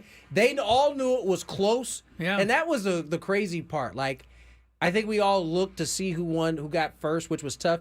But the winner between second, third, and fourth was incredibly close. Yeah. I thought that was a terrific race. I feel sorry for my man Lee Diffie because that's going to play for quite some time. It's such an odd mistake for especially Lee to make because his day job is broadcasting IndyCar racing, motocross, stuff that finishes really fast. Formula One. It's really so close. It's an odd mistake, but I know especially it doesn't matter how often you do it. You're still that's the biggest stage. When your job is to talk, you are going to make a mistake. You're gonna feel that one. That's true, but that was an unnecessary mistake, really. It was because all he had to do was say that's too close. He did not have to commit. He didn't. He would have been accurate. I was actually surprised. That he did commit to it. Yeah, I had the sound turned low enough so I didn't hear him say what that the other guy wanted. Jamaica had won. I just knew it was really close and. So I was kind of waiting with everybody else until they put it up on the board, but that was awesome. These athletes in the sprinting, them and the swimmers. These swimmers, I don't know how they know, Tony, but when they say set and then shoot the gun, or in swimming when they say set and then they hear the gunshot, they play the horn or whatever they do, and then they go. You can't mess that up because if you delay by 6 1,000ths of a second, then you don't win the race at the other end. Yeah. You got to be perfect on that start. It's the same for swimming because they win these races by the slimmest of margins sometimes. That's what made Lau's comeback so impressive. He got a horrific start compared to the other guys. I mean, they had still shots of him for the first 50 meters playing catch up, and then that training took over. His God-given gifts took over at that point. It was a tremendous race, man. I really really enjoyed watching those men run. That was pretty cool. That was fun. Gymnastics. Simone Biles finished with a silver in her last event. She ended up losing to a Brazilian. I think the U.S. finished with a silver and gold silver and bronze on the floor exercise. So it looks like swimming certainly, gymnastics also. We've done a number on it. I mean, we've got 21 golds now. We got 78 medals. We got 25. We're running away with the medals. We got 25 more than anybody in the medal department. 20 golds. China has 21. So China's So we've closed the gap on China. I'm sorry, I read it wrong. China 21, leading USA the gold 20. medal count, but we're leading the overall medal. It'd be nice if I could read once in a while. Well, it says it right here. You did play full 18s. And I'm still worn out. That's my excuse for everything You're a little today. tired, I get it. It's my excuse for everything. I'll say one other race that I saw yesterday. I don't know if anybody else caught it out there. It was the bicycle road race for women, I believe. And, it was women's bicycle road because they have so many races. This gal, the American, was in a pack, not a pack, but in the chase duo. There was two cyclists out in front by like 200 yards. They'd broken away with about 3 miles to go. The American was in the next group with another gal. She and that gal worked together with, trading off the lead so that they could, drag the air, whatever they do but the two of them worked together to catch up to the first pack with like a mile to go. So it was incredible. Drifting, right? Somebody knows better than me. There's so many cyclists out there. I don't want to say the wrong thing here and look like a goofball. But she worked together with the other third place gal. They caught up to the first two with about a mile to go. And then the American just put on a burst like you've never seen. And the other three were like, huh? What? Wait, where'd she go? And it was over. She won the gold. Beautiful awesome. ride. Don't know her name. Sorry about that, because I'm just not the cycling guy. But that was fun to watch. That definitely had my attention. Good job. I think I saw the U.S. came back in a long distance one that they hadn't won in forever with an epic comeback. My man ran through 10 people at the end to finally win. The USA is doing what we typically do at these Olympics. We're getting a lot of yells for our time. I appreciate it. Yeah. You know what I think we should do right now? I think we should let the people know about what's going on in traffic right now. I think we should too. Oh, good idea. Here's some traffic. From the 97.3 The Fan Traffic Center, here's Kelly Danick. In Ocean Beach, tow truck is helping to clear a stalled vehicle. Sunset Cliffs on-ramp to eastbound 8. Also, Cordell and Cordell traffic cam shows a collision on the 11th Street on-ramp to northbound 163. Those vehicles are over to the left shoulder. I'm Kelly Danick with Gwynn and Chris, San Diego's #1 sports station, 97.3 The Fan. We're back. In case anybody's wondering. I'm looking for this. I don't see it, Mr. Frank. I mean, I could do it if Yeah, you go guys ahead. You want. handle it then. Okay. Hey, fantasy football team owners, get ready for the draft with the Reception Perception. Whether you're in a PPR league or not, wideouts will make or break your fantasy team, so that's why you need to listen to a podcast that specializes in wide receivers. Don't get embarrassed this season with a new tattoo that your friends pick out for you on your behalf. Listen to new episodes every Tuesday and Thursday and get ready for draft day.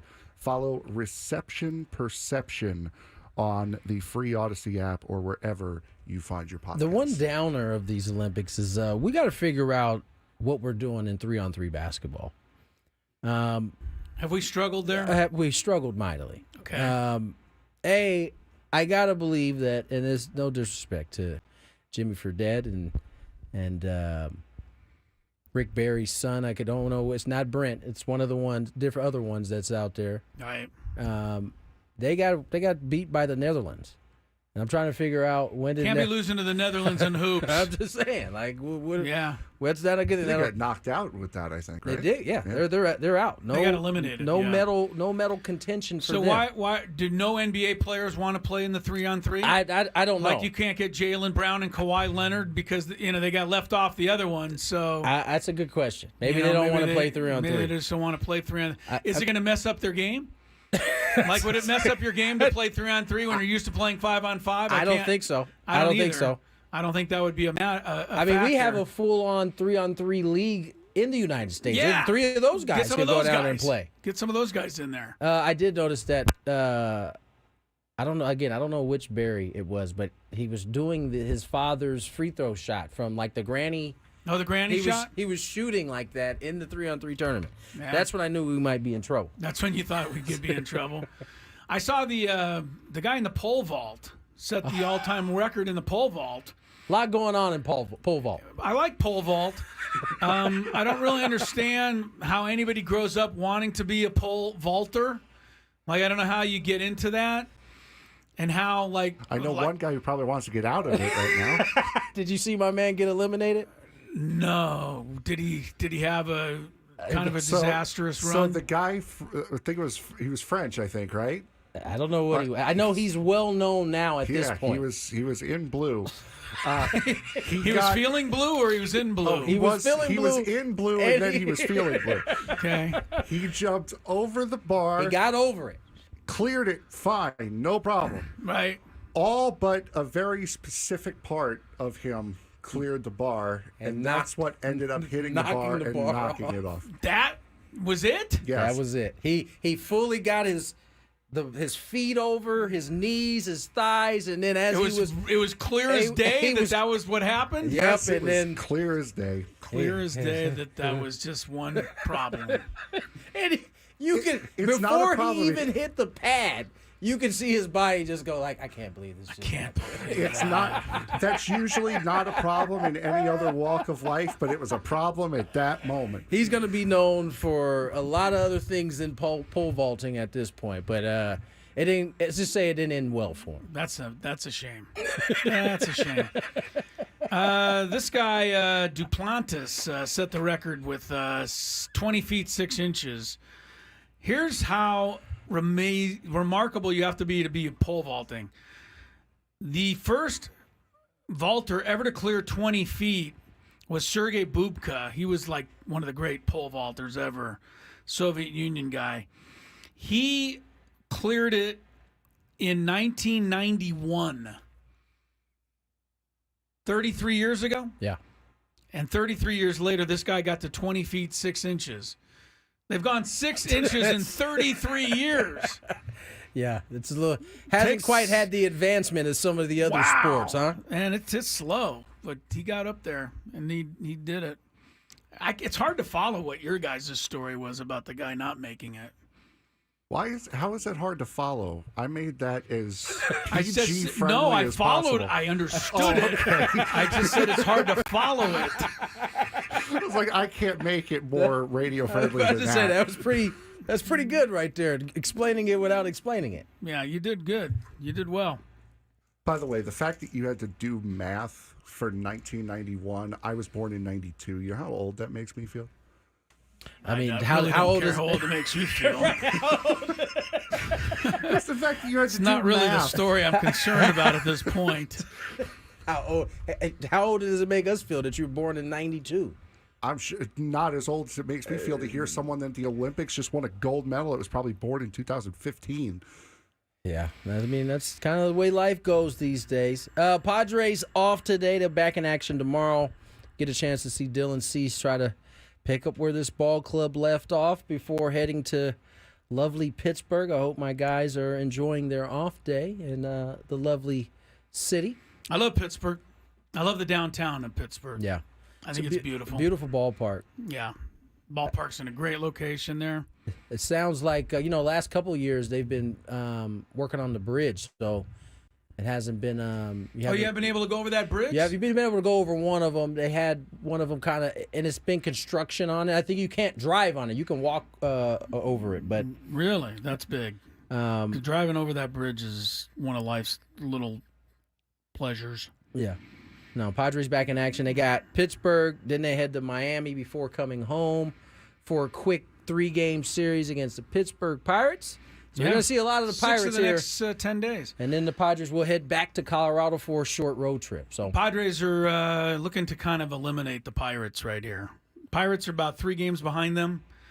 The Padres do some damage. They could knock them out of the running. Yeah, this hasn't been a place the Padres have played well in here in the last few years, it feels like. I don't know. Hopefully. It's a whole new ball club, Tony. It is. It is, very much so.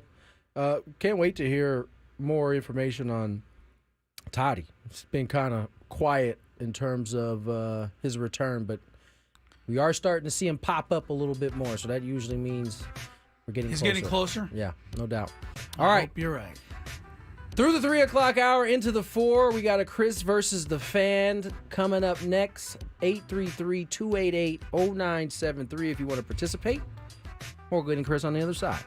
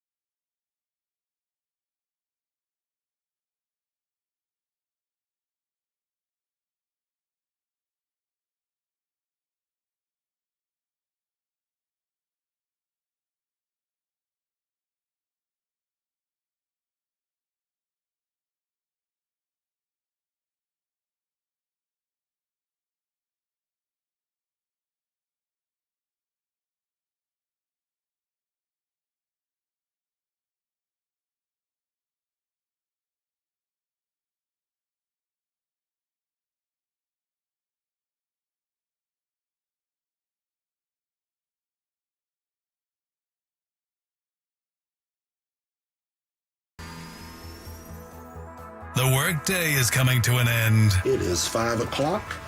I will see you all tomorrow. But Gwynn and Chris are just getting started. Sports talk it is. Your hosts, Tony Gwynn Jr. Now, I will say, the journey, and it was a journey, to get to the press box is one of the toughest journeys I've been on. And Chris Ello. If he hits 2 home runs every game, including excuse me. Well, it's going to be one of those days, huh? It's time to get you up to speed on all things sports. Yes! With plenty of nonsense in between. Oh, look! Here comes our fearless producer! Gwynn and Chris starts right now on 97.3 The Fan. Hey, here we go into the 4 o'clock hour on a Monday afternoon. Chris Ello, Tony Gwynn Jr., Odyssey Palace Studios here in San Diego. Padres are idle today.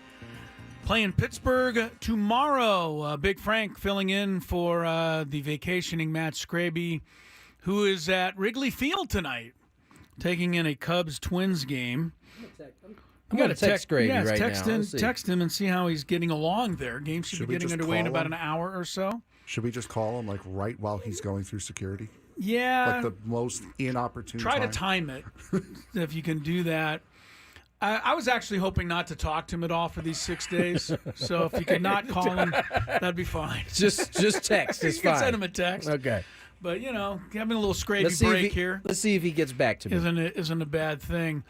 Don't know if you guys saw this quote. It was one of my favorites of the day. And then we're going to get into some Chris versus the fans. The quote is, never lie, never cheat, never steal. I was raised with that lesson. I've raised my family on that lesson. And I have preached that lesson to the teams that I have coached. No one is perfect. If you stumble, you apologize and you make it right. Today, I do not apologize. I did not participate, was not aware, nor complicit in those said allegations. This might be my favorite line coming up here. So it's back to work and attacking with an enthusiasm unknown to mankind. Oh, I know who this is. Could only be one person. It's a Harbaugh. Jim Harbaugh. For sure. Attacking with an enthusiasm unknown to mankind. That was the dead giveaway right there. That was the giveaway. Harbaugh's, back under pressure again because, let's see. I guess ESPN or somebody got a hold of the allegations from the NCAA. Another Big Five topic. Oh, all right. Well, we'll talk more about it. But, sorry, Frank. I don't mean to steal the Big Five. I ran through the whole yeah, and I listened to you, show. and then I went on and did my own thing. All right, we'll talk more about that in this hour when we get to the Big Five. But right now, it's time for Chris versus the fans. Let's go. If you had one shot, one opportunity to take down the human almanac himself, howdy do. Now is your time. Listen to me, this guy is dangerous. Now is your opportunity to win a prize. Well, I hope you know Gen 4. Chris versus the fans starts now on 97.3 The Fan. So real quick, Scraby texted me back. He said, actually, I said, what are you doing?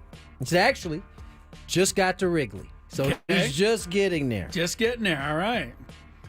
We'll wait to see what he Hope says he has next. tickets. That would be something to show up and not have tickets right there. Yeah. The one game I went to at Wrigley Field, I went many years ago. I did not have tickets, but was able to purchase some outside. All right. Chris versus the fans. You got a chance to qualify for a 2-night stay at Resort World Las Vegas and 2 tickets to see Carrie Underwood at the Resort World Theater. That's a good one. Yeah, it is. Carrie Underwood returns to Las Vegas with her critically acclaimed production Reflection. The Las Vegas residency at Resorts World Theater. Tickets for performances from August 14th to October 26th are on sale now at AXS.com and RWLasVegas.com. All right. Frank, you want to read the rules? Sure, I will read the rules. Do you know them? I got them. If you don't have them. I got them. Okay, you sure? All right, so you have to make it through 3 questions. Each question will get more difficult if you get the question right, you move on. If you get the question wrong and Chris gets the question right, you are done. If Chris gets it wrong and you get it wrong, you still move on to the next question, or you could win. If it's on the finale question. If it is on the finale, I am somebody who played more than 18 holes question. apparently today. I told you guys I told you I was a shell of a man when I came in here. You did. I didn't know it was this bad. You struggled a little bit. If you are, if it's a finale of a question, there you go. It was like your brain froze for a second right there. Again. Real quick. If you're a first time player, let us know and you'll move directly to the second question, where you have a very good chance at winning today if Chris is this out of it. Real quick, Kraby says, just about to walk in, but things are popping. Lots of stuff happening. Pretty cool. That's what he has so far. Things are popping. It's a Monday. Wrigley. Monday night at Wrigley Field. I guess things are popping. Good for him. Good for sure. It is summertime. All right. Good for him. Who's our first contestant? Let's take our first contestant today will be Richard in Paradise Hills. Let's go with that one. Let's go to Richard. Richard, welcome back, my man. How are you? Oh, y'all just want to get me out the way fast and early, huh? Maybe not, though. We'll find out. Maybe not. You could win first. Here we go. First question.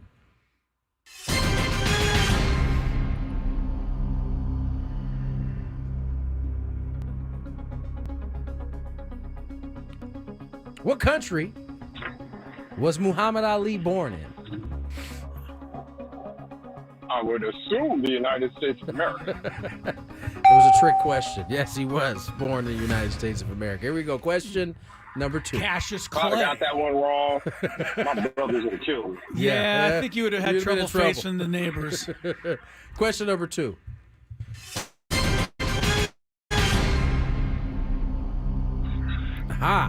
Before Shohei Ohtani signed with the Dodgers, he was rumored to be on a plane to what city? Montreal?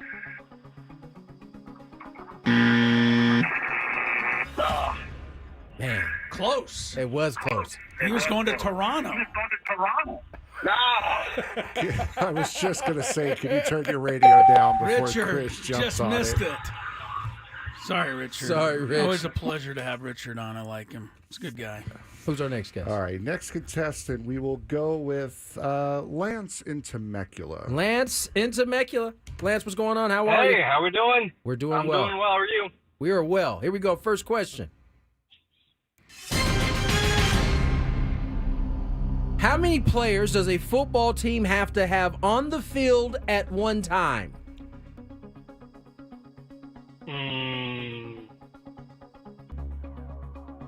11.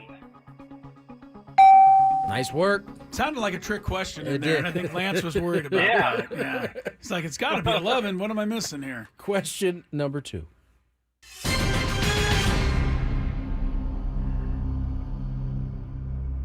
I don't even know how to say this question that Scraby has in there. Uh-oh.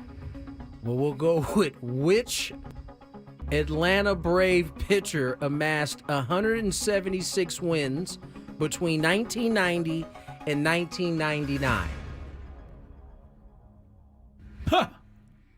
17 points. Greg Maddox? Winner. I'm going to read you now how Scraby wrote the question. Yeah, Scraby right. Which primarily Atlanta Brave pitcher amassed 176 wins between 1990 and 1999? He tried to get cute there. He's so cute. Let's go to question number 3. Lance for the win.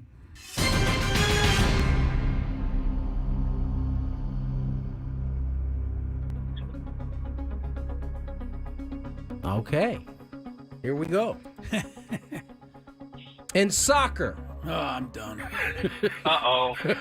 It's good for you, Lance. I'm the one who could miss it. What's the difference between golden goal and silver goal? What? This is a screaming question. I can't take. A golden goal ends the game.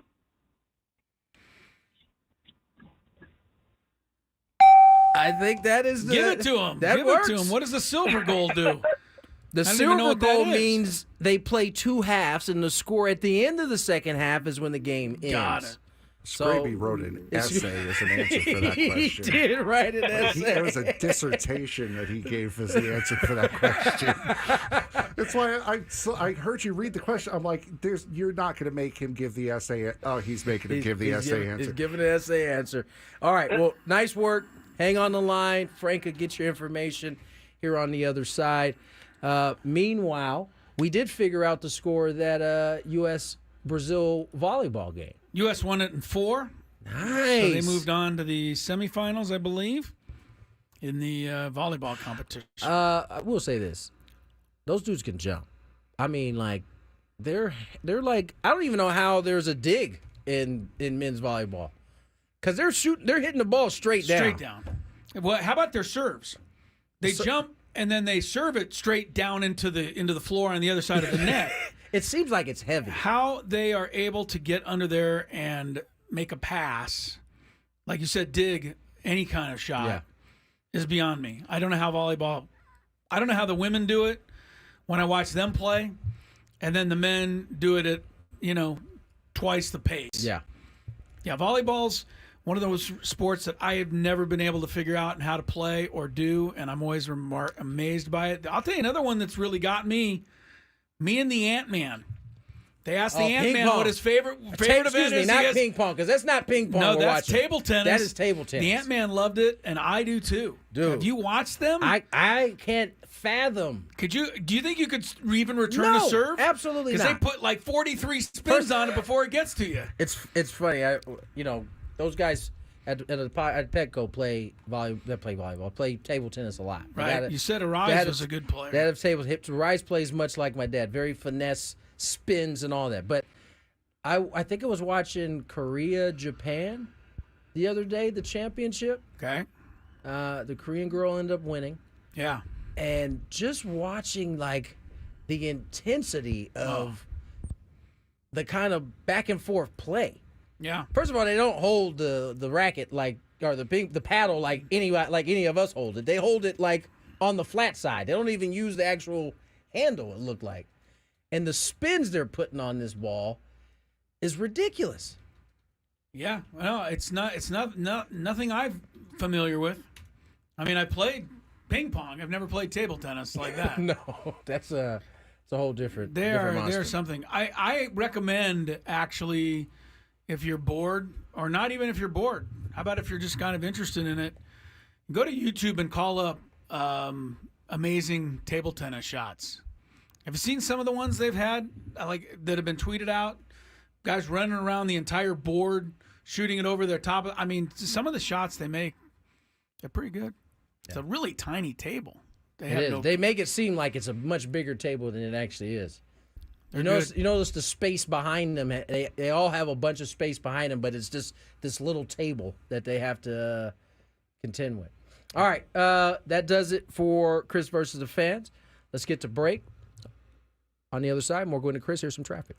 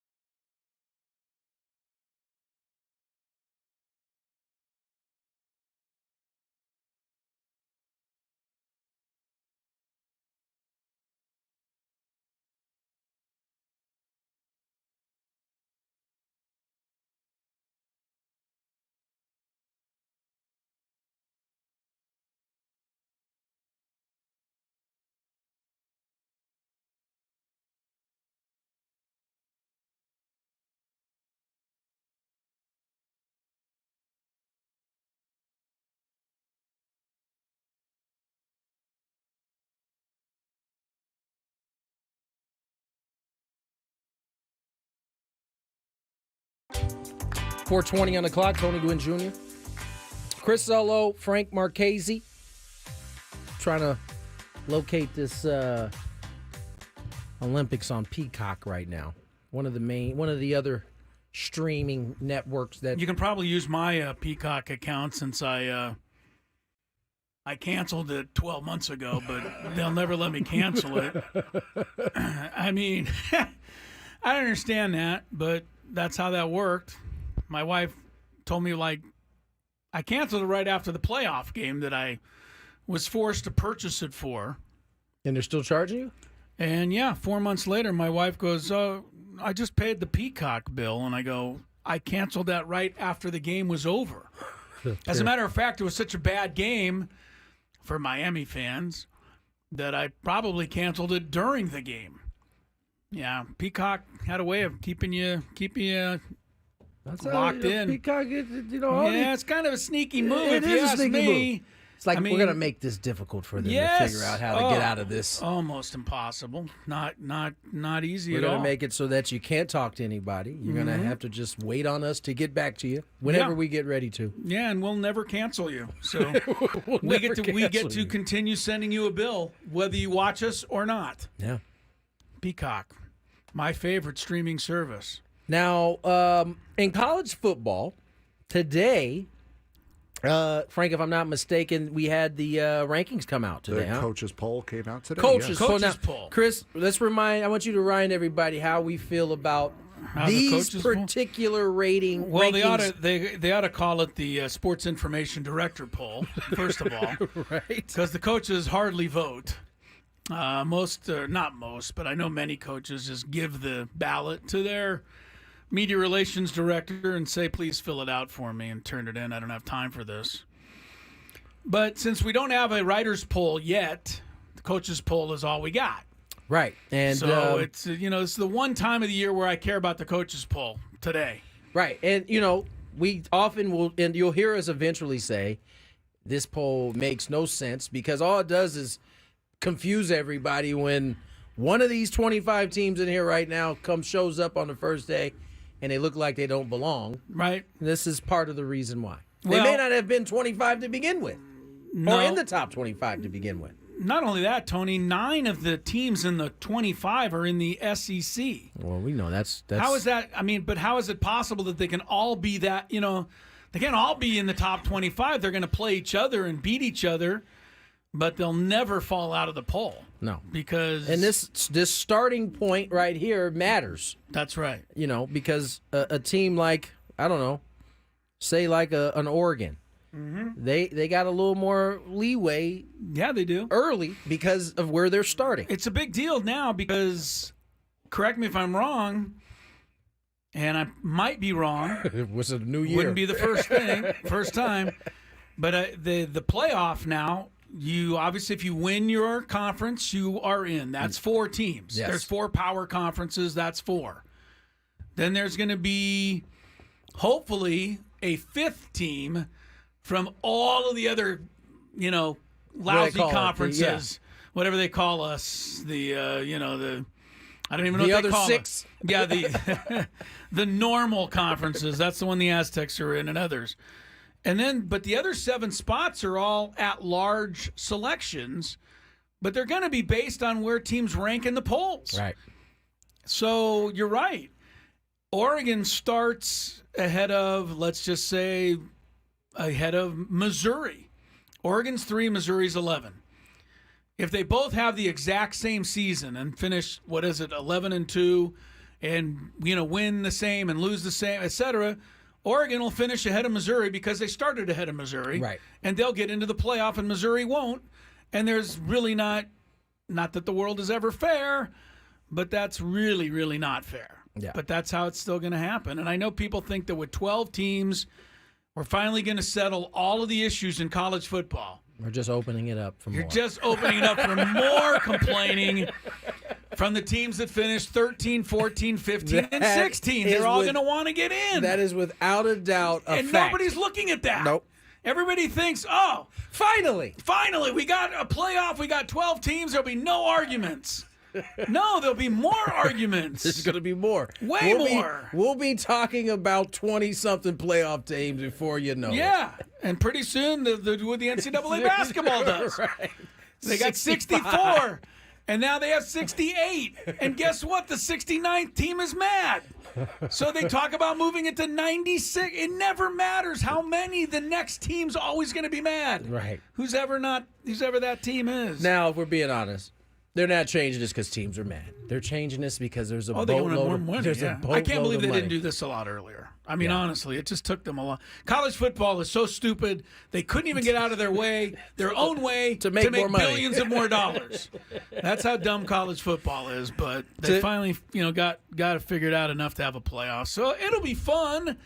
But yeah, you're right. I mean, there's going to be 7 at-large teams, and the 8th, 9th, and 10th at-large teams are going to be livid. Yeah. Just like last year, Florida State was livid because they didn't get into the 4. They had one loss, didn't get in. They didn't have any losses. That's right. They didn't have any. I don't think they had any.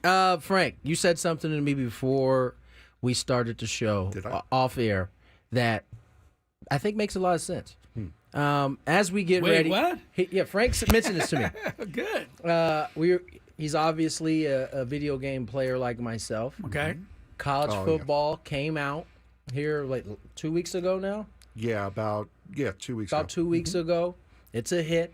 Okay. And I think, as Frank said to me before the show, it's going to bring more attention to college football. Because he was like, I don't know if it's the video game, but I'm ready to go this year. And You're excited. I haven't felt like that in like at least the last couple of years. So because you're playing with players from these teams that are going to be upcoming. Now, the catch. So you're looking forward to the catch for me is I have a personal rule with video games and sports games that I can't start you until I finish what other season I'm playing in. So right now I'm in the show. Oh. I can't really play the college game. It's not college football season just yet. Maybe it's time you change your rule. I don't know. I can't. This is a long-standing rule. I got to finish my season. And there's only one person who makes the determination on that rule. There is. That's you. That's me. That's right. You are judge and jury. Judge, jury, executioner, everything. Whatever you call. I'm everything. Yes, that's it. But so. it is. But it's got you ready for the season this year. And I've got a 10-2 San Diego State playing in. That's what I like to hear. 10-2. I got a 10-2 San Diego State. Are you team cheating for us, Frank, or is it? He was legit. He was actually telling me that he's disappointed he hasn't found the slip the money to the guy button on the video game yet. He hasn't figured it out. Yeah, there's no blatantly commit and a recruiting violation button on there yet. There isn't the Harbaugh button? No. You don't have the Harbaugh button you can exercise? By the way, we didn't even give you the top 25 for the preseason. Yeah, we might as well, after all this talk, tell you who's in the thing.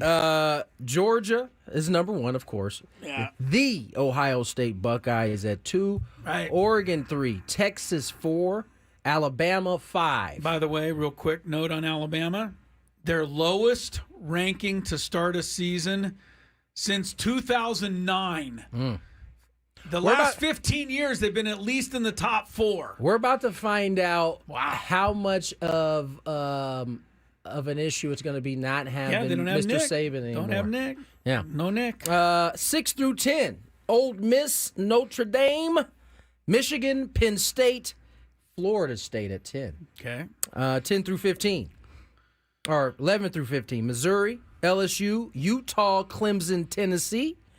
That's followed by... You know what makes me mad about Utah? Just a little bit. They were in the Mountain West. If we had the money that they had, wouldn't the Pac-12 have rather taken us all those years ago? Just because of the recruiting thing? You know what it is? As what I heard was that USC and UCLA was just would have never let us in. Never let it happen. Yeah. Never let it happen. I know. Utah was in the right geographical spot. They were just in the right spot because Utah's not a better necessarily than us. No, not even close. But Utah now has the resources to be 13th in the nation because they played in the Pac-12. Now they're in the Big 12, right? The Big 12. I can't keep track. They moved into another one. I think did they go to the Big 10 or Big 12? I think I feel like they went to Big 12. I feel like they did too. But it's just crazy that, Utah's now a player on the national scene, and we got so left behind back then. The whole timing for San Diego State in that instance and in this most recent one has just been bad luck. Bad luck. Yeah. Bad luck. Where was I at? Tennessee, Utah, Clemson, Tennessee, Oklahoma, Kansas State, Oklahoma State. I'm a man. The U. Oklahoma State's my automatic cheering against school this year because the 100%. guy let the drunk kid off the hook and said he understand why he drank. Because I've done it. We've all done it before. We've all done it all the time. That's a leader, the kind of leadership you want there at Oklahoma State. The U at 19, A&M at 20, and then 21 through 25 goes Arizona, NC State, USC, Kansas, Iowa.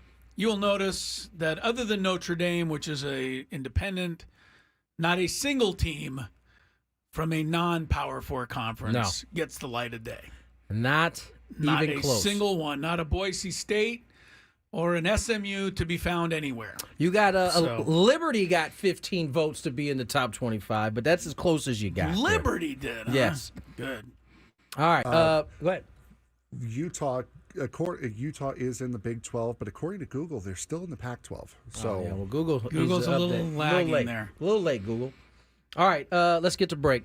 Big Five. When we come back, Frank gets to star in this next Big Five. More Gwynn and Chris on the other side.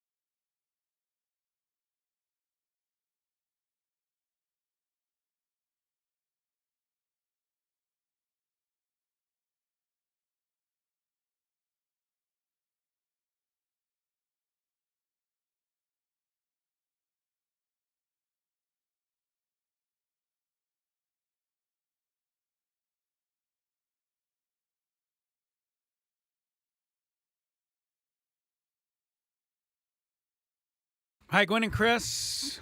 Kind of a lazy Monday afternoon, you know. I've been tired all day long. Padres aren't playing today. Tony's in studio. We're hanging. Scraby's at Wrigley Field. He sent some pictures out already. He's sending pictures of his exciting afternoon at Wrigley, where he's going to see the Cubs play the Twins. And I always call them that because that's what Uncle Teddy called them. The Twins? Because he had twins. Oh. And it stressed him out every time he saw that name, Twins. Uncle Teddy, did you hear that Uncle Teddy co-hosted with Ben? I did hear that. On this very airwaves last week for an hour or two one day. I don't know what day it was, but that's awesome. Uncle Ted. Love to hear that. Always love to hear Uncle Ted's voice. The best. He comes and visits with us every once in a while before the game. We get to he regales you with I was trying to come up with a clean. We get to talking a lot of trash while we're in the same room. It's a lot of fun. Yeah. But yeah, I did get to see. I didn't get to listen to the show though. I didn't find out till after the fact that he was co-hosting with Ben. Uncle Theodore. Still without a no-hitter, to his credit. And man, my man frustrates him. Retires, and 2 of them happen like. And then Don Orsillo tweets out that he's now done 5. Yeah, I don't think Don Orsillo was popping off about it. He was just making note of it, that this is cool, that I've got to do 5 no-hitters. Ted got 0. All right. We miss you, Ted, but I'm glad to hear that he was on the air with Ben last week. That's good. Very cool. All right, we're going to get to the Big 5. Top 5 sports stories of the day, according to Frank Marchese, who's filling in for Scraby today. But first, there's a check of traffic. From the 97.3 The Fan Traffic Center, here's Kelly Danick. Couple of problems here. Eastbound 8 near the 15. We have reports of a collision over to the right shoulder. Also traveling on westbound King Freeway past 30th Street. Accident involving a couple vehicles. Looks like that is partially in lanes. I'm Kelly Danick with Gwynn and Chris, San Diego's #1 sports station, 97.3 The Fan. It's that time of the show when we check on the latest in sports. Only the most important topics and questions are brought to light. Stop what you're doing and listen. These news stories will astound and amaze you. The one, the only. Oh my God, who the hell cares? The Big 5 starts now on 97.3 The Fan. Alrighty, so 5 sports stories today, like 2 or 3 of which Chris has already tried to swipe out from under me, but They tried to vulture your stories, man. But, we'll get to it right now. We'll get it going. Number 5. All right, so we spend so much time on these shows discussing historically good, so how about we give equal time to historically bad? The Chicago White Sox are in the midst of a historic run, one that sees them 1 loss shy of the AL record for most consecutive losses and 3 shy of the all-time record. After losing 13-7 to the Twins yesterday, the Sox now sit at 20 consecutive losses. They have not won a game since Game 1 of a doubleheader on July 10th. Wow. Also against Minnesota. That puts it into perspective, though. July 10th was a ways ago. And sit at an overall record of 27-87. Yeah. They start a 3-game series in Oakland tonight, who to them may as well be the 2001 Seattle Mariners, before a day off and then coming back home for a weekend series against the Cubs. Chris? Yeah. Am I the jerk for wanting this losing streak to continue so they could take the 62 Mets off the hook for the 120 losses? Right. You're not the jerk at all. I mean, if my team, had the kind of the record that I'm the worst team of all time, I'd like a little company in that category. Now, the Mets of 62, they never lost 20 in a row. No. The record there is held by the Phillies of 61. Yes. It was the year before the Mets. Phillies were managed by a guy named Gene Mauch, who'd go on and manage the Angels to some success, actually, in the 70s and 80s. But Gene Mauch's Phillies lost 23 in a row. I don't know. No, you can't do it. From the outside looking in, though, you feel like you're so close, you might as well lose the next 3, get to 23, then come back to Chicago, go to Wrigley Field. No, they're home for the Cubs. Yes, they are. I'm sorry. Come back home, have the Cubs come in, and then set the record against the Cubs, 24. Might as well make some history.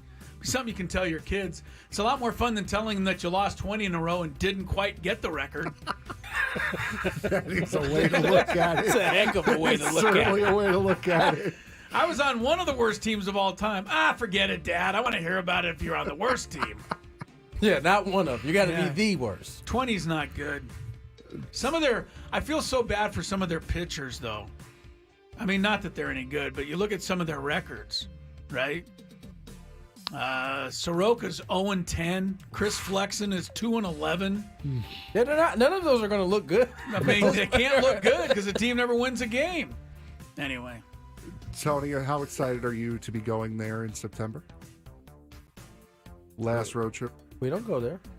They White come Sox? here. Oh, yeah, that's right. We went there last year. That's next year. That's next year. They're coming in here? Last homestand again. I mean, like the last couple of years. It's become it's the last 3 years. It's been a weird thing now where we end with the White Sox, whether it be at home or on the road. So it seems out of place to me a little bit. You know?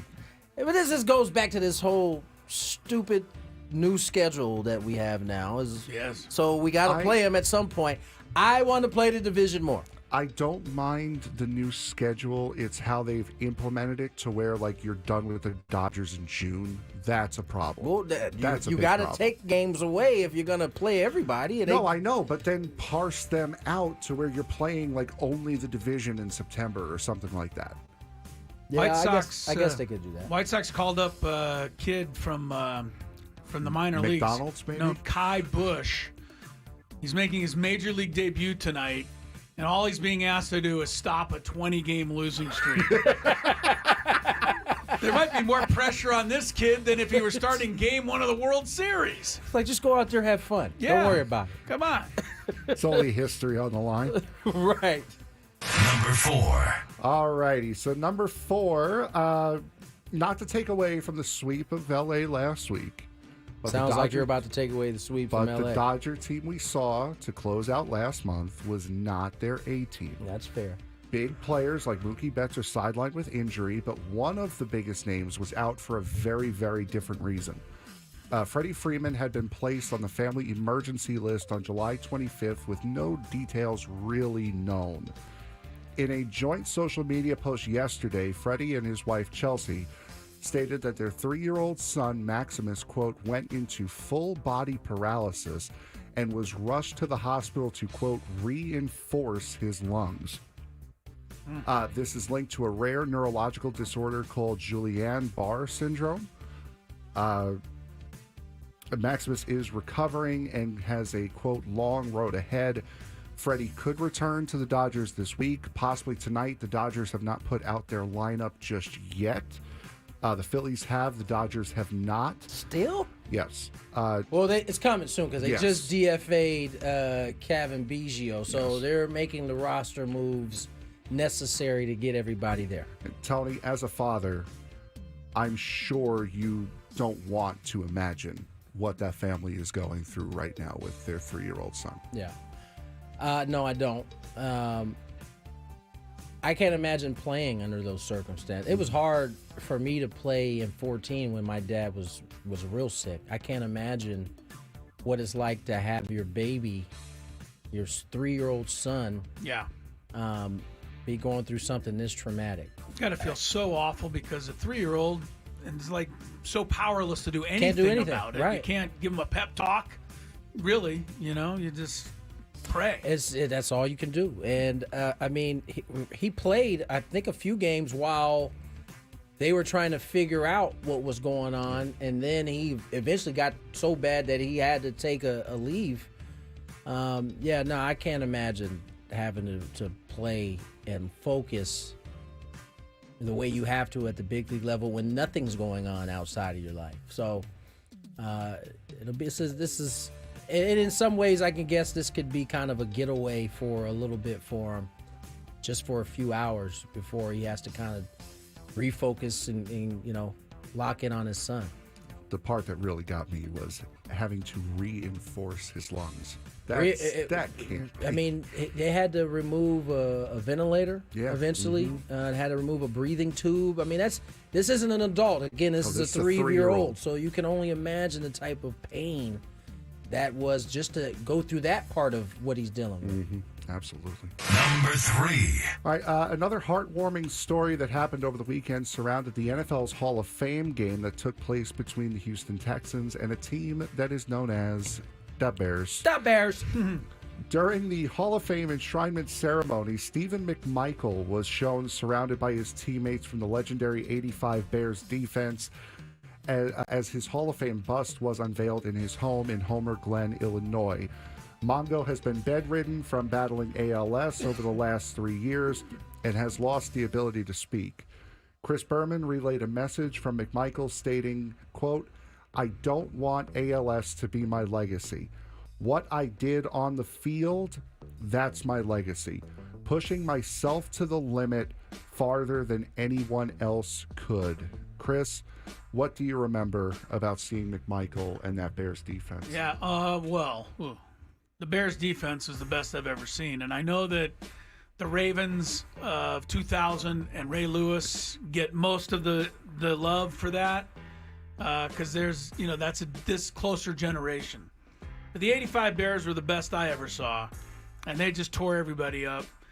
I think I don't know if it was the Patriots in the Super Bowl had minus 37 yards rushing. You couldn't even get back to the line of scrimmage against them. And your passing attack would just be obliterated by their rush.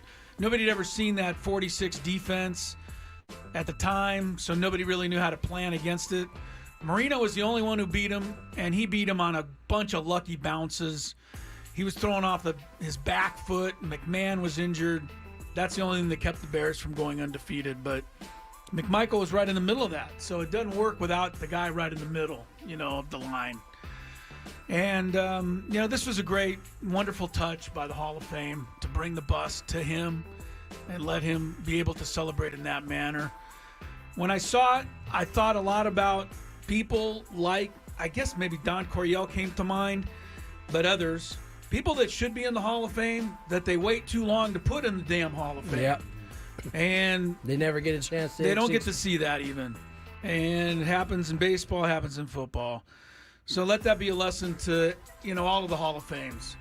He got to see at least himself get inducted, and that was a precious moment. Absolutely. Number 2. All right, oh, sorry. My bad. Sorry. Go ahead. Never mind. Go ahead. What was the question?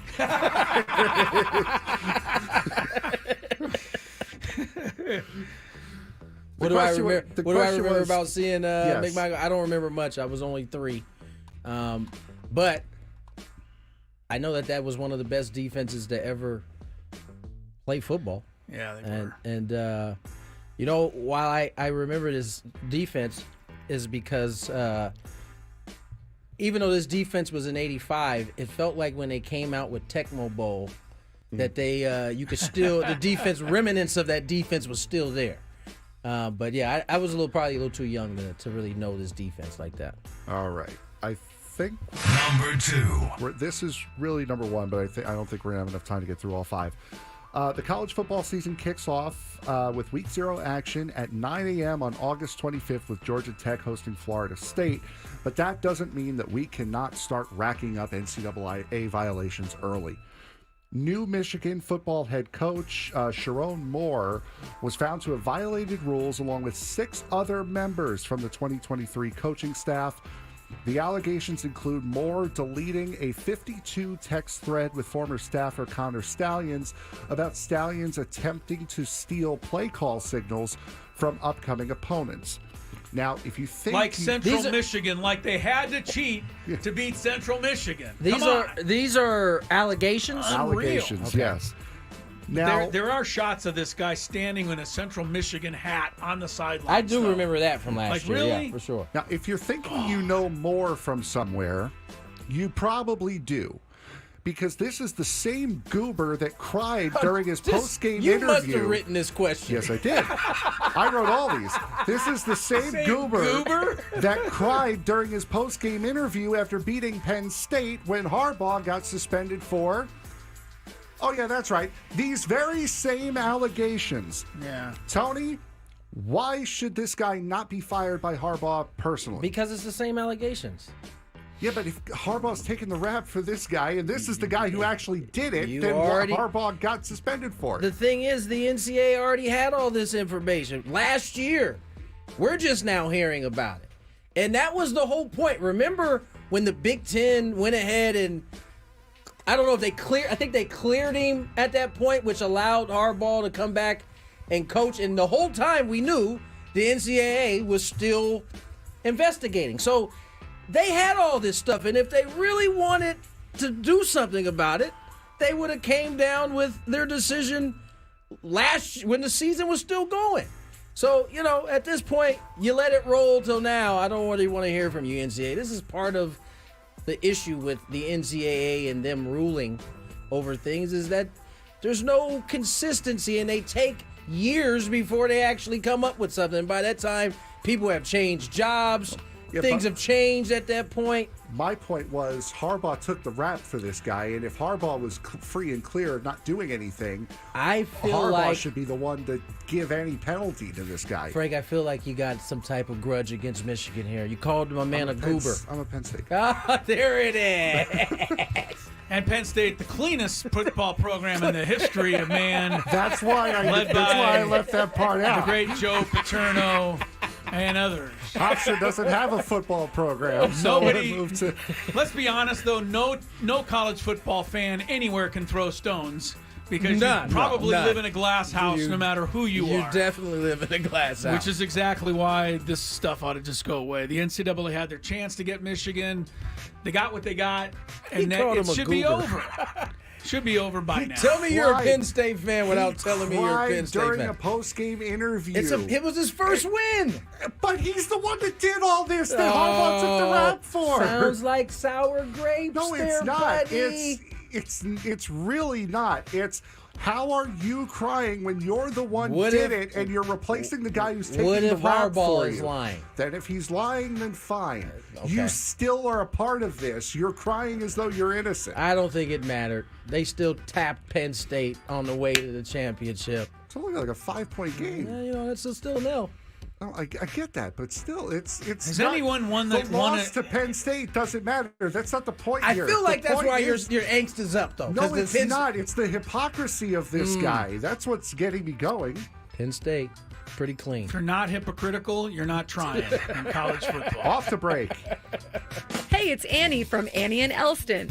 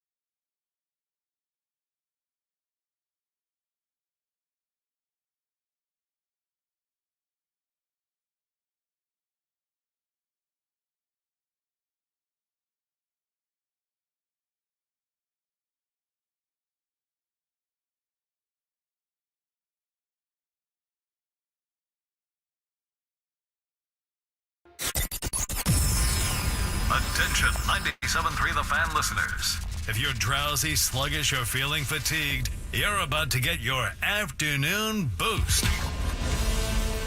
With Tony Gwynn Jr. You know, people like to be outraged. Chris Ello. I'm not a foo-foo guy. And Matt Scraby. See, I like Paul Skeens, the baseball player. Hate the media coverage. Don't blame us for any side effects. You thrilled our fans throughout the postseason with a great performance. Gwynn and Chris are ready to go. Rob Manfred will never hear the end of it on this program, unfortunately for Rob. I think it's your turn. I'm sorry. I didn't mean to step on your 5 No, it's all good. It's all good. Yeah. It is my turn. 5 o'clock on the dial. Tony Gwynn Jr., Chris Ello, Frank Marchese sitting in for the well-traveled Matt Scraby, who is at Wrigley as we speak. He's probably... He's not having a beer. I know that. No. He's probably... he's having a dog. Dog? He's sitting out in the bleachers. He's going to be Ferris Bueller today. He's going to catch a foul ball, and the camera's going to zoom in on him. I feel it. There's a part of me that wish I would have known the rager of Scraby, you know, in his other state. The crazy Scraby? There's a piece of me that wish I had met that version. We've seen a bit of that version, even when he's not drinking. Have we? When he loses his cool and he storms out of the studio during a game of the Fantabulous Game Show. We definitely see it a little bit. He almost got in the elevator last week and took himself downstairs. He was so upset. Which reminds me, I got beat by Adam, didn't I? Yeah, but that was not even a sports game show. Non-sports. Resetting, the Padres did take 2 of 3 from the tough, the feisty Rockies. Colorado Rockies. After sweeping the Doyers at home, it was a successful homestand, 4-1. This team goes after what, 7-2 on a beautiful road trip that had the Guardians, the Nationals, and the Orioles. Yeah. So Padres playing some good baseball. They'll take on Pittsburgh for 3. Dylan Cease on the hill tomorrow versus Bailey Falter. Falter hasn't been bad. No, he hasn't. 5-7, 3.95 ERA. ERA is not bad. Whip's pretty good. But Padres should be able to handle anybody and anything right about now.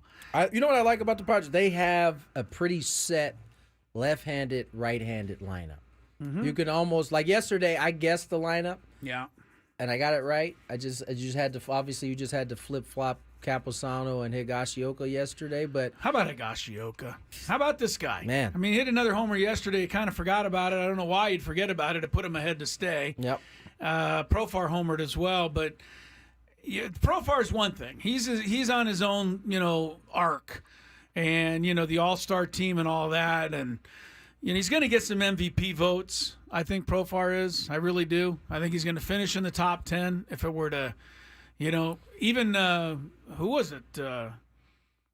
Was it our guy Matt Snyder that had him like as high as in the running for second or third? So it's a fair spot for him. Profar's had his own thing, but Higashioka, he came here really as a afterthought. I know that people don't look at it that way, but the trade, Soto to the Yankees basically was for pitchers. And, oh, by the way, we'll give you a backup catcher, somebody that can, back up Campusano, play once in a while, and not get in the way. He's a good team guy. He's a good glue. Right. He's a good clubhouse guy. He'll come in there. He won't make any waves. He'll be your backup catcher. And you won't hear from him again. He'll do a good job. Kind of worked out a little differently than that. It always does, though. I mean, this guy has more home runs in the last 2 months or 2.5 months than any other catcher in baseball. Chris, it's not just that he's surprised. He's beating out everybody. It seems like it always happens that way. Unbelievable. It never is what it seems. I mean, that's really a lot of this Padre team. We came into this season not knowing about center, not knowing about left, not knowing about the back end of the rotation, not knowing how first or second was going to play out. Yeah. And then, your season begins and it gets going, and almost all of those have been addressed or answered by whatever the Padres have put there. And so it's not surprising. I mean, Kyle is indicative of what we've seen almost all year offensively, which is on any given day it could be anybody. In any given couple of weeks span, it could be anybody that's carrying the load.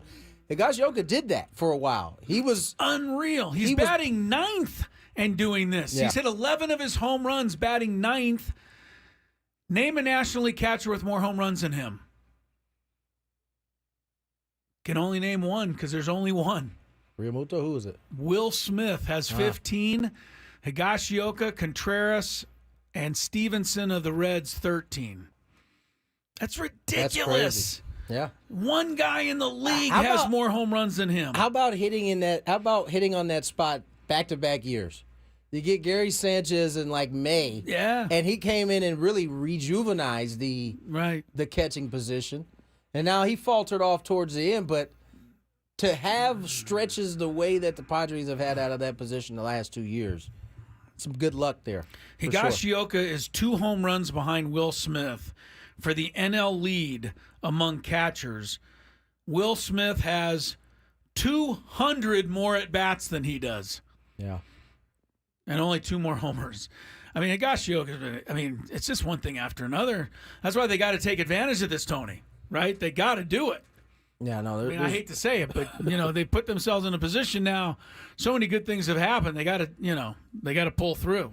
And it looked like they're on their way to doing that. So they are. I mean, and that's just the offensive side. I mean, he's gotten better in terms of throwing runners out. I mean, he's had to contend with a knuckleballer, which no one else is having to do with. Did you watch the same game that I do? Yes, I know you did.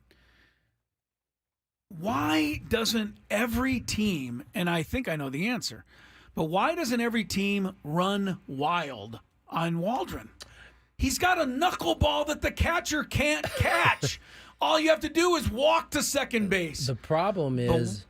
Tell us. The problem is, Matt Waldron has extremely quick feet. Yeah. So guys don't get off. But he also does a terrific job of changing up his rhythm. He never keeps the same rhythm. And unlike a lot of knuckleballers that we've seen in the past, you can't depend that you're getting a knuckleball. He may throw a quick slider fastball in there, and then you're going to be thrown out by 5 feet. I think the team that tried to take advantage of Waldron was the Nationals, if I'm not mistaken, when they came here. Yeah. And had a bunch of people thrown out. And so, teams are getting on base, and I'm looking at, you got to go. Guy's got the knuckleball. The catcher can't catch the ball. They're not and going. Nobody goes anywhere. Nuh-uh. Waldron, he's another one. I mean, it's been a fun season. Yeah, no, these guys, everywhere on the field, they just are doing a job. Ha-Sung has not had the greatest offensive year. He's taken a step. I don't want to say he's taken a step back from where he was last year, but still finding his way on bases. Still finding make a play defensively. Made a good one yesterday. A couple guys on, backhanded a hot shot. Yeah, he did. Bogarts is hitting about 500 since he's come back. His swing looks completely different right now. Right, Manny warming up. Cronenworth, hot and cold, but to me, Cronenworth is a guy that I want up there when it matters. Yeah. I know he doesn't always come through. Nobody always comes through. Baseball, you only have 30% success rate. But Cronenworth's the guy I want up there. And we've already talked about Profar and Merrill. Now even Higashioka and David Peralta's coming through. Solano. To your point, right? The Padres have at different times of year had the bottom of the lineup get things rolling in the top of the lineup. Yesterday, that was indicative of a really strong top part of the lineup. And you move Arise out there because he got like a bloop single late in his last at bat, but Profar 2 for 4, 3 runs, a double, a homer. Jake 2 for 4, 2 doubles, 2 RBIs. Manny 2 for 4, a double, 2 RBIs. Bogey 2 for 4, 2 runs scored. Jackson 1 for 3, a double, a walk, a run scored. Peralta, you just keep going down the list, man, and that is That's a good offense. This team leads the National League in batting average. Yes, they do. They lead the National League in hits. They're like third in runs. I mean, this team, you don't get those kind of numbers, and you're not sitting in those type of places unless there's some consistency with your ball club. And I know we talked a lot about the ups and downs, but a lot of times it wasn't the offense. I mean, we had some moments where they sputter out, they don't score runs, but for the most of the season, the offense has been able to hold it down. And the pitching, quite frankly, without their two starters for most of this season, has been phenomenal. Would you have bet at the beginning of the season Padres will have the best batting average in all of Major League Baseball? No. Really? You would have thought of that? No. Nobody would have thought of that. I don't know when the last time the Padres have – I don't know if they've ever led. Don't forget, Petco Park is a, quote, graveyard for hitters. They play half their games there. You know what changed? Their approach. That's what changed. They are not trying. It's a graveyard if you're trying to hit the ball out of the ballpark. You know what it's not? It is a great place to hit if you are a line drive type of Plenty hitter. of openings. And the Padres have taken advantage of that all season long. Let me ask you another question, Tony, while I have you. Last week, we sang the praises of Ruben Niebla.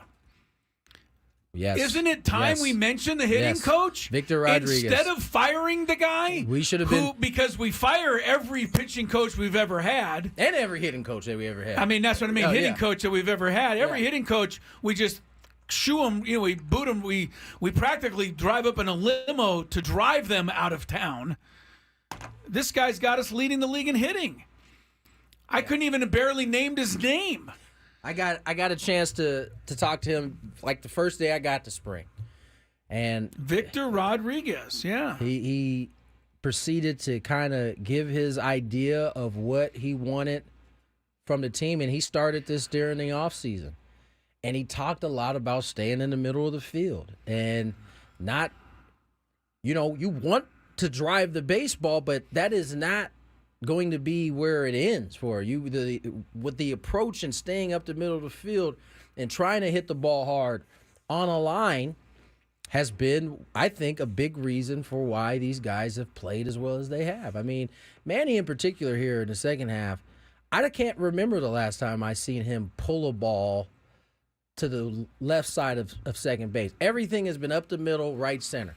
Even the homers have been that way. He had the homer the other day where he on the pull side, but a lot of his hits are coming up the middle. All these guys' hits are coming up the middle. Can we say another thing that we're not supposed to want to do when we are on offense anymore in baseball? Because the analytic people would go crazy. How about the fact that the Padres have struck out the fewest of any team in baseball? Yep. Analytics says, doesn't matter. Strikeouts, who cares? You got to strike out to how get the about slug. you hit the ball and you hit line drives? You can do all right. The Padres, I think, have shown that putting the ball in play has value. There has to be some value to it. Yeah. I'm sorry. I can't. I'm too old to just totally give in to analytics and say it doesn't matter if I strike out. When you bring up, strike out the least in Major League Baseball, I always think about... They're tied with the Royals, for those, by the way, that are keeping, that's official numbers. Look where the Royals are at this year, though. Yeah, no, they're tied. The Royals are a team that's competing in the AL Central with some really good teams. The Guardians are in the top 5. The Astros, some of these That's pretty what good I was going to teams. say. The Astros, the first year they won it, they went from the most strikeouts the year before to the least amount the following year, and they won a World Series. Now, I'm not saying that's the end all be all. They had some really good players, right? I mean, they had Verlander, they had Cole, they had a bunch of guys. But offensively, they took that next step when they stopped punching out. A punch out gives you nothing. Deflates me every time. It gives you nothing. The analytic people cheer it. You don't even, like, oh, good, it's you a don't strikeout. even force the defense to do their job. They get off scot-free. They don't have to do anything. You've done their job for them. You're preaching. At least if you put the ball in play, everybody's got to do their job. You're preaching to me. I love it. I love to see them hitting the ball, and they got the top average and the least strikeouts. Love it. And analytics say it doesn't matter. I say it matters. Padres offensively have been something to deal with all year long. All year long. All right, let's get to break. When we come back, how about a baseball potpourri? I like it. I like it. I hope you like it because you're leading. That's what we're doing. More Gwynn and Chris on the other side. Here's some traffic.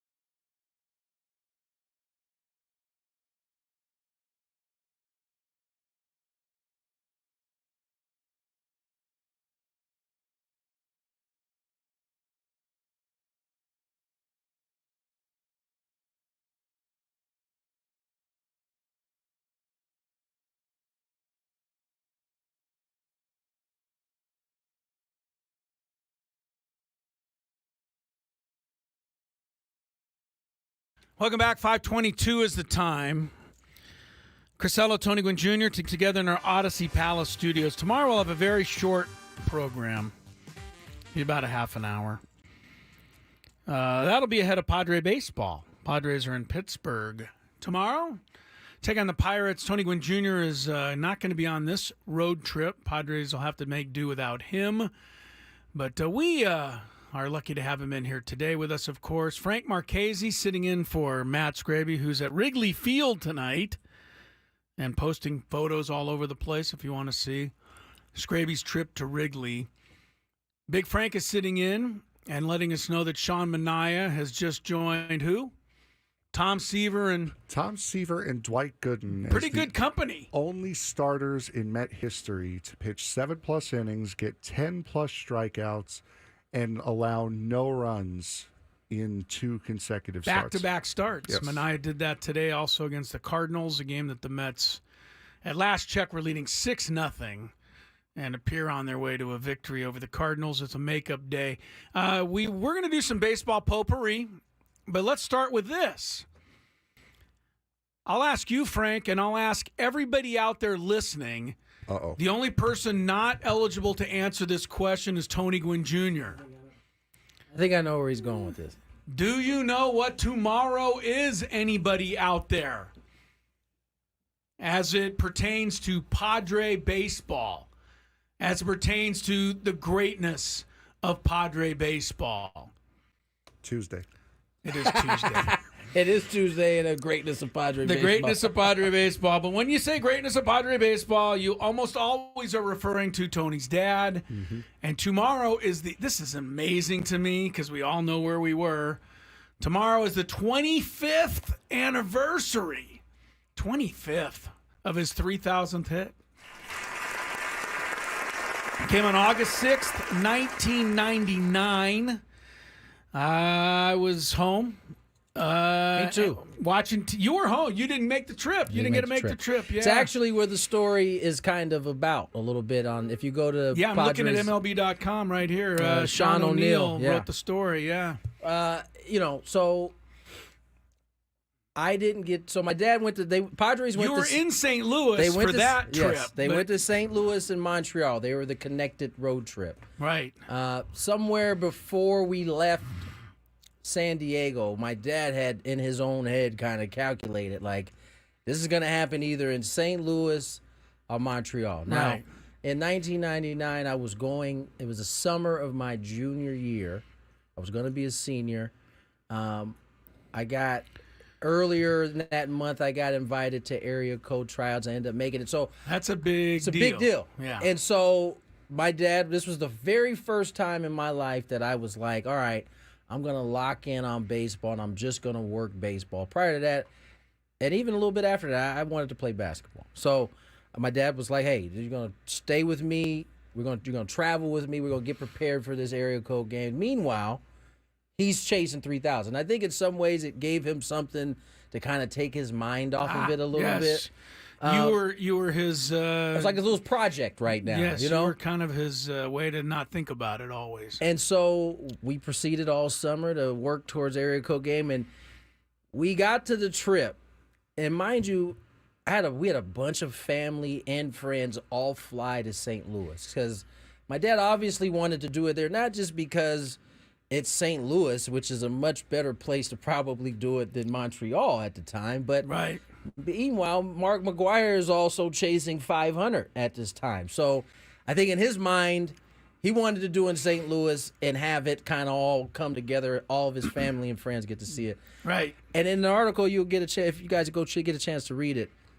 It's probably the first time I ever noticed and people around my dad ever noticed the weight of the situation actually affecting him. It got to him a little bit. He went 0 for the first day. I think he went 1 for 5 the second day, and then he went 2 for 5 the last day, which kept him 1 hit shy of 3,000. So I had to fly out that night. The rest of my family went on to Montreal. I had to get ready to come home to drive to Long Beach for Saturday's area so you code could games. not be there. Yes, and so I couldn't be there.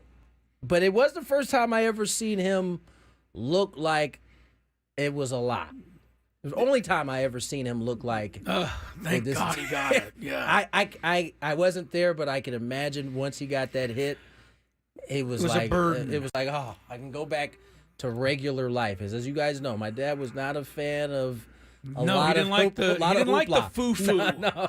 He didn't like the foo-foo. That's why he stuff. hated opening day. Yeah. He loved the real opening day, which was the second game of the season because all the real fans showed up, he said. Yeah. But it's a good article. You get a chance to go read it. Yeah, it's a on little MLB.com. trip down memory lane. MLB.com. Sean O'Neill's a good writer from San Diego. Wrote the article. Tony Jr.'s quoted in it often. But, yeah, tomorrow, 25-year anniversary.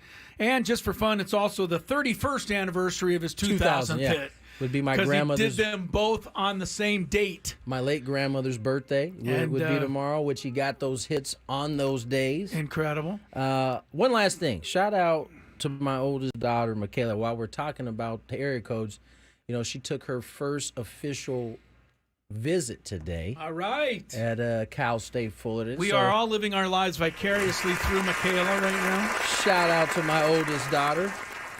Embarking on a nice, fun journey right now. She's going to be a star. What did she think of Trinity Rodman's goal the other day? Oh, they loved it. Oh, I must have watched it 65,000 times now because that was a hell of a shot. It was. Hell of a shot. All right. I don't really know. Are there any other MLB notes that I got to get to that are as good as that one, Frank? Paul Skeens, I'll give you those. There's nothing going to be as good as that one, but they are going to start monitoring my man's innings. He's, this is the way of life now. If Scraby was here, he would go, one more reason that Jackson Merrill should be the Rookie of the Year. I agree with him. Honestly, I agree with him, too. I'm just jumping in there for the Scraby. record, I think we all agree. Yes, we all agree. But we just don't scream it every 5 minutes. No doubt. Thank you, by the way, to all the people on Twitter who have given me incredible engagement numbers for those 2 tweets I've put out about Merrill that should be over the Rookie of the Year over Steens. I listen. I think it should be that way too. But you just got to know how these things. You got to prepare yourself, right? Because we've seen this one. We've seen this story. I think a couple times at this point. I hope he gets it. And, man, he's still got a very good shot at it. I mean, there's 2 months to go in the season. Paul Skeens didn't look like himself yesterday. I will say that. So, right. I mean, he could start to tail off. Come back and to then open the door for my man Jackson. A little bit. Wouldn't hurt anybody's feelings, Mr. Skeens, because we like Jackson around here. All right, we'll take a break. We might finish up with some phone calls. Yeah. 833. We can do it. 288. 0973. Boom. So call us if you want to share any memories of where were you 25 years ago tomorrow. 3,000th hit for Tony Gwynn Sr. was the anniversary. That kind of gets everybody to take a moment and go, wow. Bunch of time has gone by. More Gwynn and Chris coming up.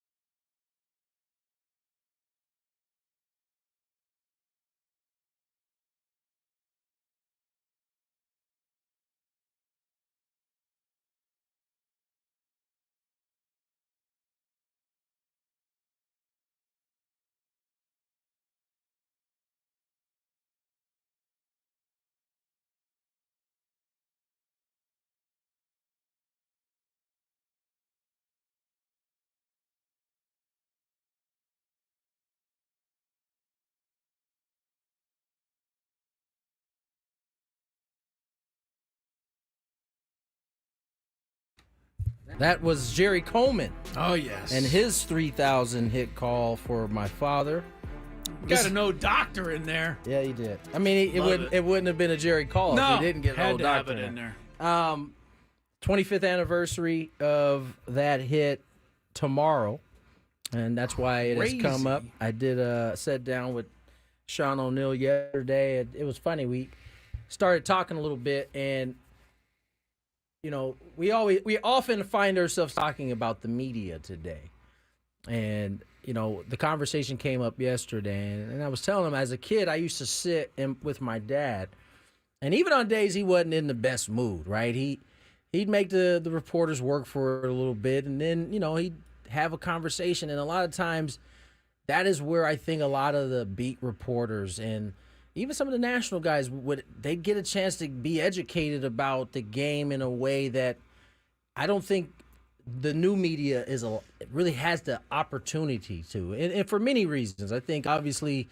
players are more guarded now because of social media. They don't trust the media. That hasn't done the best job of garnering trust from players.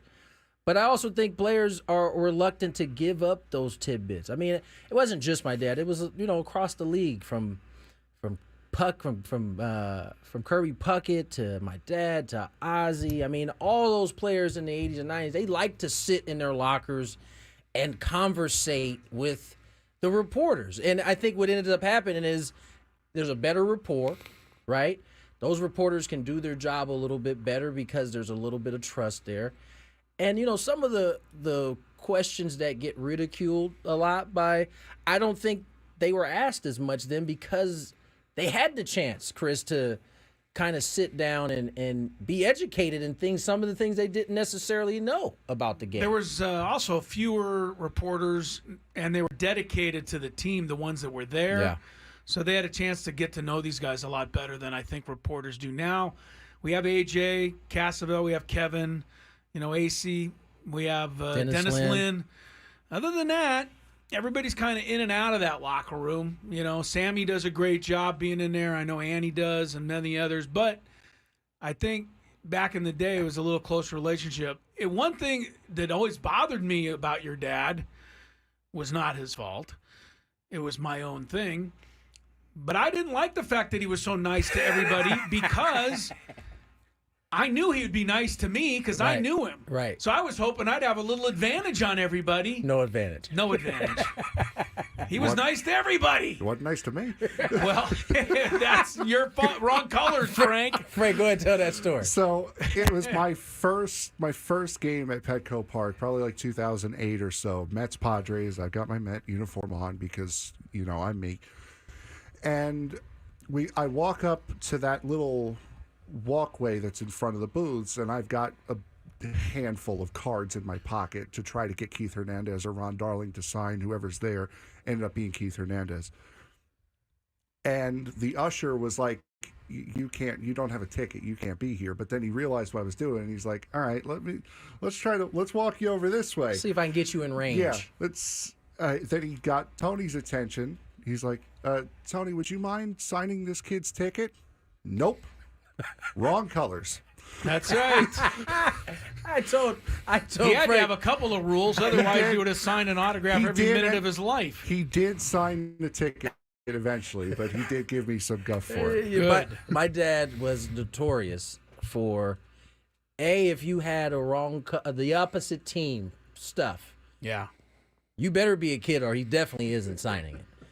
The other thing was he liked to make you work for it. He was gonna bust your chops, as he used to say. Mm-hmm. And if you could take it, then he'd end up signing it most of the time, if not all the time. I remember it like it was yesterday. I remember seeing him sitting there filling out the scorecard. Funny enough, in a booth that I could say that I've been in, and I could sit in that exact spot. But I remember it like it was yesterday. Nope, wrong colors. Meeting Tony Gwynn Sr. is a highlight for a lot of people, and that is because of Tony Gwynn Sr. Oh, man. He's just that kind of guy. All right, 833-288-0973. Anybody wants to get in? Tony's 25th anniversary of that 3,000th hit. Where were you? Is tomorrow. Dexter, are you there? Our good friend Dexter in Spring Valley. Hi, Dexter. How's it going, buddy? Good. I want to kind of go off the beaten path a little bit first and say that I wanted to help you guys with your Olympic knowledge. Oh, we need it. Okay. So you always you leave it to Dexter to come in and I know. give Dexter's us a tip always going to be there. Yeah, but see, this ties into Tony Sr. in a way. Okay. Because it's about basketball. Give it to us. Okay, so y'all were talking about like why the 3x3 basketball doesn't have like NBA players like Kawhi and all that. Well, we later found out that you got to be in a league in the men's side at least to participate. We did read that. Yeah, it's actually both sides. Okay. And it has to be a FIBA sanctioned league. And how I learned this was this weekend when I was watching I think it was on one of the side channels, USA or CNBC or whatever. They were showing the 3x3 and they were talking about somebody was talking about it and they said, "Yeah, how come, the guys who didn't make the cut aren't here?" And they had the same conversation. And they actually spoke with an official from the U.S., of course, who is, I guess, our FIBA rep, and he talked about why that is. And he just basically said that's why. And the guys that are on the 3x3 team for the U.S., they're the quote-unquote all-stars of 3x3 FIBA-sanctioned basketball. I don't know what that means, but they're not as good as the Netherlands guys. We know that. Yeah. And then the other thing was I can't believe that it's only been 25 years since that 3,000th hit, because I remember being in L.A., sitting in a room watching, I think it was I forgot who was playing the Dodgers that day, and then they interrupted the game because I think the Pods are playing in Montreal. Yeah. And Senior hit the ball, made that 3,000th. Excuse me. And the next thing I know, everybody in the room who were Dodger fans turned and looked at me, and I'm like screaming like a maniac. And then they go, and then they go, we're going back to Dodgers baseball. And then they turned around and gave me the business. And this is back in the day when the Padres were. I mean, Tony Sr. was pretty much the highlight of the team. You could say it. They weren't very good. 98 they'd been to the World Series. This was the next year, but yeah. They weren't great. It was just kind of an irony that I happened to be amongst a sea of Dodger fans, watching at a friend's house, seeing that and being the only Padre fan. When they interrupted the game just for that. But they did. That thing, though. It was an L.A. game, and they interrupted it because that's how significant that hit was. Yeah, no doubt. That's good to know. Thank you, Dexter, for always for good sharing. to talk to you, Dex. Thanks. And and correcting Thanks, us. You're welcome. I mean, if you can't be there in person, I would say that's probably the next best place to be around a bunch of Dodger fans. Be a bunch of Dodger fans, you can rub it into those guys. Yeah. Is that the only 3,000th hit a Padre has ever gotten? Yes and no. So. Ricky Henderson got his 3,000th as a Padre, too. Even though he had most of them elsewhere, he did get his 3,000th he as a Padre. He got the 3,000th as a Padre? And it was in your dad's last game. Yeah. Think he broke the runs record in that same series? Yeah. Ricky Henderson had his 3,000th as a Padre, too. But still, they've been playing baseball 125 years, legit. 33 guys. Yeah. That's it. So it's still pretty darn good. It might be, outside of Manny having an outside chance, who's close? There ain't anybody that's going to come anywhere near it. It's going to be a while. For a while. Because you either got to have a bunch of 200 hit seasons, or you got to play a long time and get close to 200 hits in all of those seasons. 15 straight years of 200 hits would get you there. Freddie Freeman is the active leader, 22-23. Needs 800 more. How old is Freddie? 34. Altuve's next. He's also 34. Manny's sixth on that list, but Manny needs over 1,000 still, and he's 31 years old. Good boy. I think it's going to be a while. We got a lot. It's going to be a long time, especially when you look at the style of hitting now. It's well, we talked about it last segment. Nobody even wants to go for hits. They want to hit home runs. So it's crazy. 833-288-0973 if you want to get in on the... Charlie Blackmon is in the top 10 of active hit leaders. He's got a lot of hits against the Padres. I was going to say, 1768, 1767 of them against the Padres. Finally got him out of this series this weekend. That was kind of a scary one. What? When he got hit with the ball, running up the line. That's when you can get hurt, when you're not expecting to get hit. I tell you what, and his eyes swelled up quick. I mean, it was almost shut by the time they made the decision to take him out of the game. So, however many, 5 minutes he was on the field, that bad boy almost was closed by the time he got off the field. Not good. You know, Frank was talking about another aspect, and we've talked about this before, but talked about another aspect of your dad's 3,000th hit. It's just funny to hear Frank say it, because Frank doesn't know. Didn't know, right? Frank goes, God, look at that, man. The umpire went over and shook his hand. That's kind of weird. That was the wildest part today. And I said, just imagine and that Tony today. and I are immediately like, that's his teammate. Yeah. Kerwin Danley was his Aztec teammate. for life. Kerwin Danley, I don't understand this. Maybe you can explain it to me, T. First team All-American, Kerwin Danley. Not just third team, fourth team. First team All-American, didn't get drafted. How does that happen? They draft 7,000 players. How could you not? Somebody throw him a bone. He was first team All-American. That's a good question. At San Diego State. He was a heck of a ball player, but he turned out to be a heck of an umpire, too. No, he did a great job as an umpire. Got to the big leagues. Yeah. He had a long career, and it would have been longer had he not had those concussions that he had in multiple years, I think. But that's just my point. Could you imagine C.B. Buckner going up and giving Jose Altuve a pass for 2,500 hits? Of course not. No, that just doesn't seem like I would bet in today's climate, Kerwin might not have done that. He might not have gone to shake his hand in that moment. He might have waited till after the game and done it behind closed doors, because the scrutiny now is like, oh, is the umpire on the take? He's shaking his hands over there. Yeah. I was glad he did it because I was in on it, and I know you were in it, and all of us Aztecs were in on it. We all knew what was going on there. Yeah. It was okay with me. Pretty cool moment. Yeah, it was great. Padres back in action again tomorrow. We've talked a little bit about it. Dylan Cease returns to the mound. He wasn't no-hit Dylan Cease's last time out, but no, he was terrible. 3 hits. He was pretty good still. Yeah, he was weak. It's what happens when you go 3 starts and you give up 2 hits in total, and then you give up 3 in 1 start, and then people might start looking at you a little Dylan sideways. Cease he's as good as anyone pitching right now. How did this guy lose 8 games? Right? He's 10-8. We saw him. We actually saw. I think we beat him last year at the end of the season. He didn't look as good as he looks right now. No. And playing for the White Sox might have something to do with that. You show up to the field and you don't have much of a chance to win. It seemed like there was a lot of drama going on there.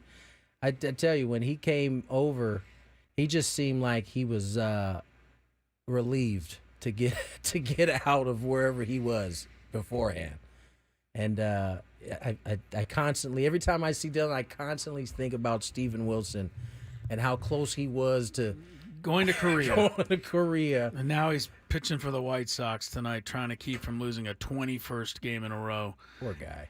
ESPN ranks its top 5 wild card teams, or 6, I guess, in the National League. Pirates are the least likely of that group. Cardinals, Braves are 4th least likely. Everyone's given up on the Braves. I still think it's a little too early. Matt Olson could wake up, or somebody. I think he has started to wake up anyway. They still got Ozuna crushing the ball. Mets are the 3rd. Padres are the 2nd most likely to make it. The Diamondbacks, they say, are most likely to make it. Guardians have come back to take the lead over the Diamondbacks. Oh, sorry about that. Yeah. Arizona. They still got 2 more innings. These 2 teams They play 9 innings too. Right. They don't cut it off. But Guardians are leading 5-4 as we speak. I see. Well, let's see. Padres are ahead of the Diamondbacks by a half game. Yeah. If the Diamondbacks were to win that game, they'd have the exact same record as Arizona. No one. Mets won 6-0. They're another team in that kind of field. We talked about that. That's really it. There's only 9 games going today. It's a quiet night in the big leagues. Is Rob there? Yes, I believe he is there, and I also believe we need to do traffic as well. Well, let's do traffic, then we'll hit Ron. From the 97.3 The Fan Traffic Center, here's Kelly Danick. Traffic is sponsored by Robert Half. Collision involving a car and a motorcycle, South 805 before Mesa College. They're in the Center Divide. We still have this car fire in the Fallbrook area, northbound side of the 15, past Mission Road. It's over to the right shoulder. Fire crew's got that slow lane blocked. And Kelly Danick with Gwynn and Chris, San Diego's #1 sports station, 97.3 The Fan. 9 out of 10 hiring managers are having difficulty hiring. Robert Half is here to help. Our recruiting professionals utilize an award-winning AI to connect businesses with highly skilled talent. At Robert Half, we know talent. Visit roberthalf.com/talent today. As advertised, Ron in Mission Valley. Welcome to the program, sir. Hey guys. Hey Ron. I got something that kind of ties in with that you might appreciate, Chris. It was the first day of recovery for me of torn labrum that I had from playing softball, and the first day after my surgery on that was when I got to listen to Tony get his 3,000th, and that was also the same time I had to learn to throw my dice left-handed when playing Strat-O-Matic baseball. There you go. Very good.